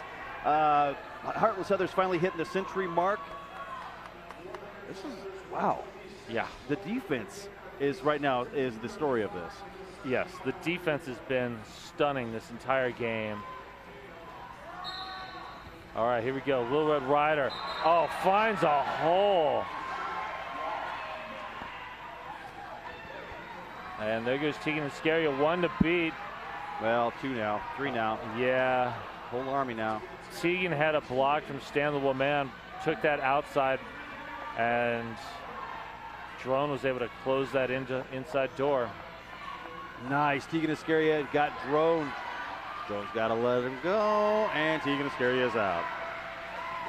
Great heads-up play there by Drone, though. Took it all the way to the limit. There's a late direction of play penalty. I believe it is on Toxic Haste. And 3-1. Yeah. Tegan Scary snakes a point. That's, I think, about 4 total that Tegan Scary has managed to sneak. So that's, Gallifrey and Mia Palau. That's our matchup once again. Slight package advantage for the Heathers. They've got that Gallifrey wall out there. If you look at it, Nacho Lucky Day, Tarantula, Bella Constrictor. Oh, and Mia Palau up the outside is your lead jammer. Does get knocked out of bounds. Betty's have been good for that. And now Mia Palau stuck in the back of the pack against, Tenacity and company. I think the refs just had a chat, and Mia Palau is not your lead jammer. All right. Oh, we got a star pass now. Stan the Woman. Yeah, that's how you're going to stop the bleeding. Ooh, man. Gallifrey coming in hard. Oh, Gallifrey recycled. Stan the Woman hitting the front of the pack on a scoring pass. Both jammers now eligible to score. Yep. And Mia Palau turns to defense, and well, she's an all-world defender. Look at that! Oh, and gets the Gallifrey. And I'm surprised that she's. I figured they were going to give her a bonus penalty. They did not. She was risking one with that. That could have been an in-sub. Yeah, I'm surprised. I would almost question whether something official come out about it. But we still got about 50 seconds left to play, and this is going to go the distance in this jam. Tenacity gets a direction of play call. All right, there we go. Big seal on the outside. Stan the Woman. Toxic Haste was there, but that was a smooth move to get past Toxic Haste. Gallifrey now back on the track. This is one of those things where when your jammer turns into a defender and your defender is Mia Palau, that's really not a loss. I mean, that's nice. I mean, she is a phenomenal defender too. Oh, Stan the Woman picking up another 4. Yeah, but it was all benefit of Nacho Lucky Day. Oh yeah, that was came in great. there, the beautiful hit the perfect person to get those points. Wow, what is happening? 12 points put up by Stan the Woman. Oh, there's a big hug with her fellow defenders. So, 133 Breakneck Betties, 114 the Heartless Heathers. 19-point game, 12 minutes to go. Yeah. Wow. And just to point out, the Heathers' top scoring jammer picked up 4 penalties in the first 10 minutes, has only jammed once since that point. Yeah. So they are doing this with whoever they've got. Scratcher got lead jam, got knocked out of bounds in the process. Goes back and starts again. Sprout of control with a big push out. And 2 blockers. Who is that? Adrenaline Crush and Tarantula headed to the penalty box. All right. Scratcher, I think at this point, is just going to need to run some time. Scratcher calls it. Yeah, I think that's what the bench was also calling for. Scratcher looks over their shoulder and says, you know what, I'm calling this off. Got a jammer banner down on me. It might have been the smart call, but I might have tried to get my blockers out. They both just sat down. That's 30 seconds without. Yeah, 30 seconds with 2. So now we're going to see Headache out for the second time since. Wait, did you just call that? What, did you just call down to the bench and say, where's Headache? Yeah, no, but wow, Headache, fresh legs, picks up lead jam on that 4-2 pack disadvantage. And Jen Giraffe heading to the penalty box. That's at least 5. That's 5. Headache comes in, snakes a couple. Wow, Gallifrey down defending. Yeah. Woo! Oh yeah. I'm loving where this game is going. Oh yeah. They're throwing it. The kitchen sink's about to hit the floor here in a second. It's all going out there. Tegan Iscaria now on the line. And what are they going to do? It's going to be Little Red Rider out there. Both of those jammers having good nights. Yep. 3-2 pack advantage for the Breakneck Betties. Stan the Woman, Nacho Lucky Day, defending for the Heathers. We got Toxic Haze, Sprout of Control, and Drone. That's a hard for the hit, Betties. too. Oh, and there's the recycle on Little Red Rider. Wow. Adrenaline Crush out of the box. Correct me if I'm wrong. This is like everybody out here is travel team at this point. Oh, and Tarantula Except for comes in Little on Red Rider. Toxic Haze. Says, have a nice day. There's the floor. There we go. Stan the Woman coming in to play offense. Because once again, Tegan and Scary is lead jammer, but the Betties recycled. This is not a scoring jam. Yeah, no, still out on initial. Still trying to get through on initial.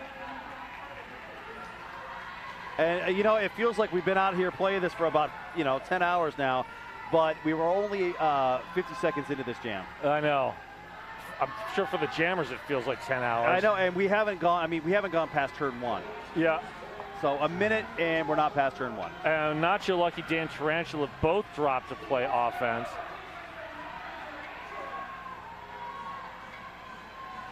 Nacho Lucky Day trying to open a hole. Ginger Raff scraping off blockers for her jammer. Tegan and Scary up to the front. Oh, the defense. I know. It makes me so happy. Yeah. I just love good defense, and this has just been Tegan and Scary is slugfest. out. Finally. Woo! A minute and a half into this jam. Tegan and Scary have found the light of day, managed to eke by. Let's see if they can put points on the board. And not only that, a minute and a half to get out, but also about a minute and 15 seconds Oh, after. we got a power jam. Power jam Holy now. smack. I think this is a good time for Tegan and Scary just to call it right now. Call it right now. No, Cut. Wow. Wait. They waved it off. Oh, no. Tegan and Scary on the cut. Yeah, okay. Woo! Wow. So you both kidding jammers were saw in the penalty box. Sprout of Control's in the penalty box. Adrenaline Crush is in the penalty box. We got most of a six-pack in that Bud Light penalty box. Man. I believe this is an official timeout courtesy of Trailhead Credit Union. There's no not time. yet. The time is still ticking. Oh, I figure it's going to be because this is just bonkers. No. So, 7.5 minutes now. We've got the time on the clock.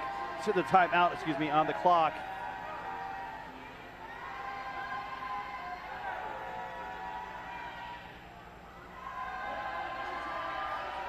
So, down on the track, you're going to see Nacho Lucky Day, Tarantula, and Stan the Woman out there for the Heathers. Ginger Raff, Tenacity, and I need my glasses on if I'm going to see that last person. Oh, Justin Tipp. Those are our blockers out there for the Breakneck Betties. Whew. And Little Red Rider standing in the box. So Little Red Rider has skated in 2 games so far this season, has managed to get 15 points in those 2 games, and is at least over 27 so far in this game. So yeah, Little Red Rider's 27 in this game. Yeah, Little Red Rider's been having a great night. Now out of the box, Tegan and Scary is standing. Little Red Rider hits the front of the pack, and they are holding.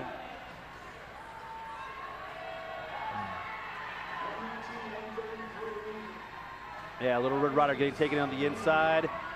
And Tegan and Scary out, meets a big wall of Ginger Raff and Justine Tipp. Wow. That was almost looked like the Wile E. Coyote running off a cliff. The feet were pedaling in the air. Tegan and Scary was going nowhere. Sprout of Control going up to play some offense. Heather's defense coming in. Yeah, here we go again. Both jammers deep in the sad place. Yeah, hating their lives. They're just trying to press forward and find a way to get free. I think both of them are probably thinking, I just did almost 2 minutes of this. Do I have to do it again? Usually they get like 3 or 4 jams of a break, and now, nope. Nope. Here you go. Nacho Lucky Day knocking things around. Sprout of Control. I have a feeling, yes, they did. Yeah. Nacho Lucky Day came in at an angle, and it was the wrong angle. But not Tarantula. Holy smack. Yeah, Tarantula also with the drawback, working with the Adrenaline Crush. Stan the Woman goes up to play offense. Tarantula says, look, we got this. go free the jammer. Yeah. Not that that's working. No. I mean, at this point, if I'm Tegan and Scaria, pull the cap, give it to Stan, and let Stan go. Do we even have a lead jammer? No, we do not. Okay, all right. 12 So now seconds. it's just adrenaline crush at the back. Oh, here it comes Nacho Lucky Day. Yeah, we're going to go 2 minutes. No lead jammer. We didn't even make it halfway around the track. No. We did. I love defense. There we go. Halfway around the track. That's the game. Woo! Wow. 5.5 minutes. We are still 14 points separating these teams. Wow. After I think the 4 Betties, minutes of scoreless jamming. The Betties just realized it was like, no. We can't let them possibly climb back in this game like that. So they did. They just played brutal defense and shut it all down. I'm blown amazing. away. Mia Palau and Gallifrey. They are out there once again. All 4 blockers from each team. Oh, And Gallifrey. yes. That's what the Breakneck Betties needed. Mia Palau on the inside line, stays in bounds. Mia Palau is out and on the initial. There's Gallifrey, has picked up 4. Not calling this jam, trusting the defense. Oh, Mia Palau. Wow. Mia Palau had no problem with it. Gallifrey, No problem. same thing. Where'd the defense go this time? Oh, maybe they also must be tired. Oh, Mia Palau snakes 1 though. Yeah, so 17-point game. yep, 8 points for Breakneck Betties in that jam, 5 points for the Heartless Heathers, 141-124, just over 4 minutes. Wow. I'm telling you. I'm kind of surprised at this point that we're not seeing more of Headache. Yeah. Because, I mean, Headache's sitting on 4 penalties, but Yeah, with it don't matter now. under 4 minutes. Yeah. I want to thank all the people who make this happen. And Scratcher out there for the Heartless Heathers. Abracadabra. Yeah. Grinding the front of that pack. Bella's going to, oh, there's Stan with, oh, no pass, no penalty. Abracadabra is your lead jammer. Scratcher. And we got a star pass to Stan the Woman. Yep, indeed we do. Stan already has a 12-point jam so far. Tenacity headed to the penalty box. Bella Constrictor also headed to the penalty box. Abracadabra calling it off. Picks up 4. That was a much needed. Just over 3 minutes. Yep, much needed for the Breakneck Betties. Little bit more of a lead. I want to thank Tonkin, largest selection in the Pacific Northwest of new and used autos, only a click away at Tonkin.com. All right, once again, Mia Palau, Gallifrey. I want to also thank Fran's Bakery, Red Bull, and 187 Killer Pads, right along with Portland Vital Signs. Oh, here we go. Oh, Gallifrey exploding to the front of the pack. Tarantula. Wow. Oh, wow. Gallifrey wants this and wants this now. Yeah. That's what I was expecting from Gallifrey, especially later in this game. Yeah. Oh, Mia Palau, though, fighting hard. There goes Gallifrey. Spinning around Tarantula. A little bit of a sleigh ride there from Nacho. I always like that when a blocker does All it. right. They pick you up and escort you out of bounds. Get out of there right now. Are we going to have a timeout from the Heathers? Are we going to have a timeout? We should. I do want to thank Sisu mouth guards, Voodoo Donuts, Kay's Bar. They do some great cooking around here. Oh, yeah, they do. Vacasa, PDX Pipeline, and S1 Helmets. All right, Little Red Rider and Headache. Under 2 minutes now. We have a 25-point game. Headache, front of the pack. Gingeraf, last line of defense. Damn. Gingeraf. Wow. Puts a wallop on Headache. Dang. Headache's gonna need some aspirin after that. Yep, Little Red Rider stuck in a wall of all multicolored shirts there, but Adrenaline Crush says you have a seat out of bounds. Tarantula playing some offense, trying to blow up that Betty's wall, get Headache through. Tarantula has to bridge. Fleur de lethal bridging. Headache pushing the front into the apex. Wow. 6 seconds roughly separating the clock from the jam clock. And we are having another one of the defensive struggles once again. Here comes Tarantula. Gingeraf. That's got to be at least 6 for Ginger Raff. Headache through is your lead jammer. Cap comes off from Little Red Rider, looking for assistance. And that Tenacity is behind. Yeah. Oh, and look at that. There we go. Headache is through. Calls off this jam after picking up 4 points. Timeout, thank you. 33 seconds on the clock. 149, 128. So we've got a 21-point game. Here comes Gallifrey. Haters are probably going to hate me right now, but I don't think there's enough. There is enough time. There is enough time, but Gallifrey is the Betty's jammer. And exactly. It's not gonna. Well, it's there. All right, it's possible. It's possible, but at this point, I am a little concerned with how little time is left and the point differential on the clock. I feel like I would have given Headache another spin around. Perhaps. But 21 points now separating these two teams. And you can't live in the world of coulda, woulda, shoulda. Yep. You got to live in the world of what you did on the track. So one player is sitting in the penalty box. That is Ginger Raff. I'm pretty darn sure they are on 6. Yeah, I'm pretty sure Ginger Raff's at 6 now. Well, if you're going to live or die on the track, both of these teams have played amazing games. This has just been so much fun to watch.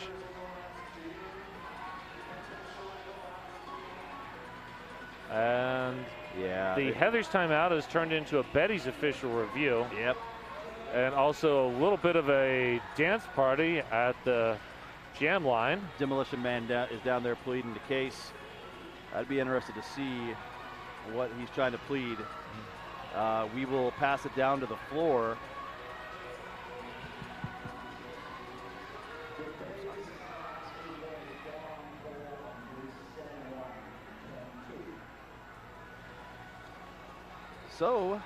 So we are undergoing an official review where the Betties are at. We are looking for an official review on the forearm call. They're looking for a forearm call. I believe that's on a jammer. It was on 71. Yeah, that would be Headache. Yeah, Headache. Wow. Looking for a forearm. I am not sure at this stage in the game. I mean, at this point, you might as well review. You got the review. Yeah, roll the dice. And it's smart. That's smart coaching. Yeah. You're unlikely to get the call, but yeah, why not? The forearm contact from the jammer did not assist them getting past. No penalty to assess. There you go. All right. So no material effect. Again, take the chance. It ain't gonna hurt.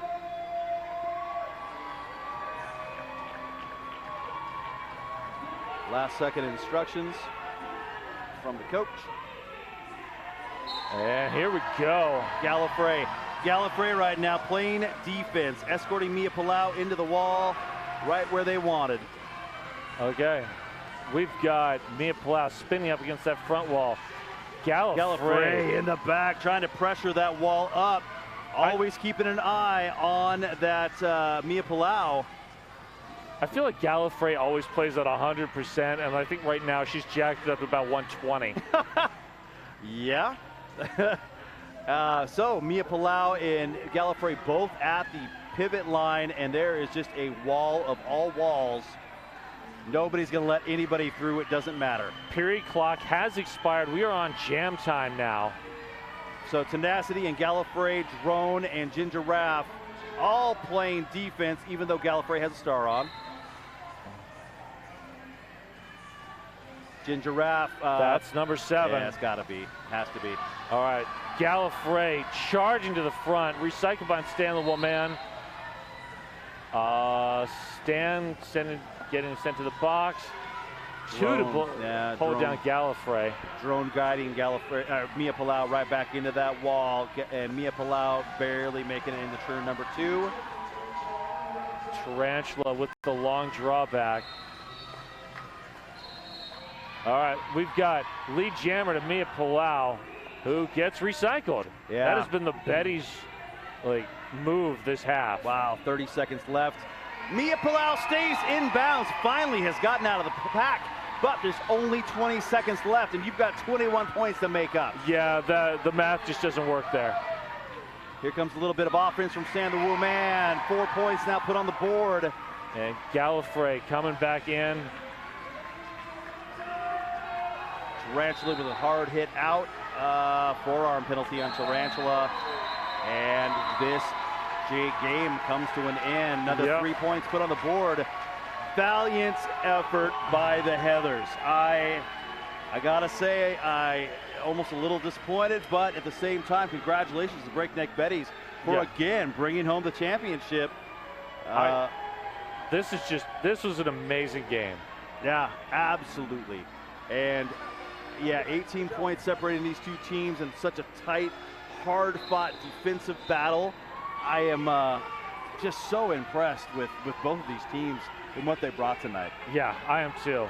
And the defenses on both teams were just suffocating. Yeah. And I think that was kind of the key to it all. That's what came down to winning. Is Breakneck Betties put up a lot of points in the first half, and not so much in the second, but they focused on their defense, and they focused on stopping any kind of a scoring run the Heathers could throw at them. Yeah, it really was those first 10, 15 minutes that gave them enough of a cushion that they were able to hold, well, not even hold on, hang on, barely. Well, we've got a final score on the board, 153-135. That has been a great season, Puns. It has been, King. It has been. Well, we are going to throw it down to the floor. Everybody at home, thank you so much for listening in tonight, watching the game. I hope you enjoyed it as much as we did. And so we'll see you next time. Any last words, Puns? I got nothing. We're going to throw it down to the floor. They're going to do the last MVPs of the season for this championship game. Thanks, guys. Thank you.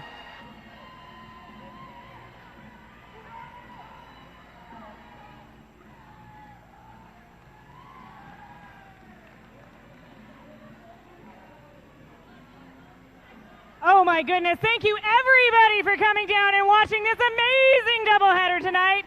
Give us one more big round of applause for our home team champs, the Breakneck Betties.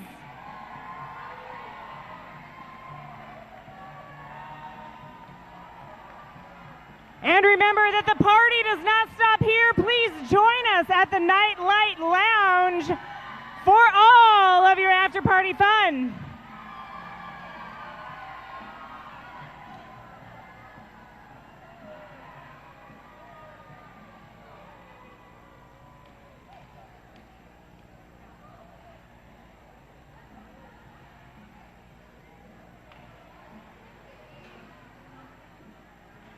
As the teams are ready, can you please meet me at center track for MVPs?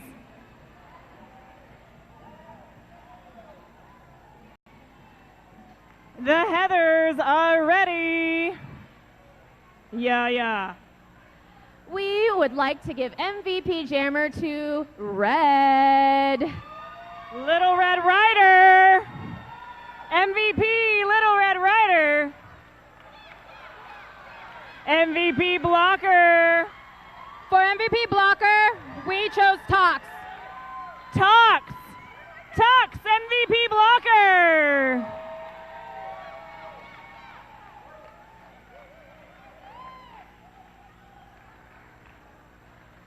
And Betties.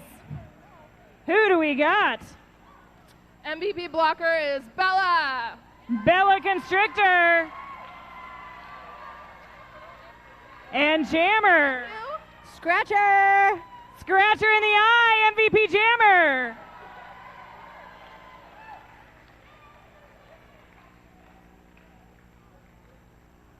And I think there's more. There's more. Rocket Mean? No, I'm not talking. You're not talking. Okay. Medals. That's the more. There's medals.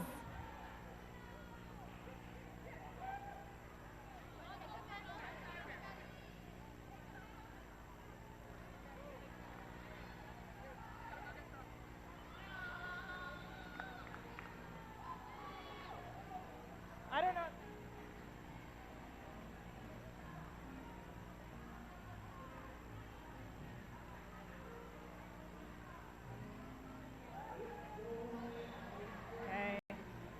Again, thank you so much for coming out and spending your Saturday evening with us and all of these wonderful teams. We will see you at the Nightlight Lounge.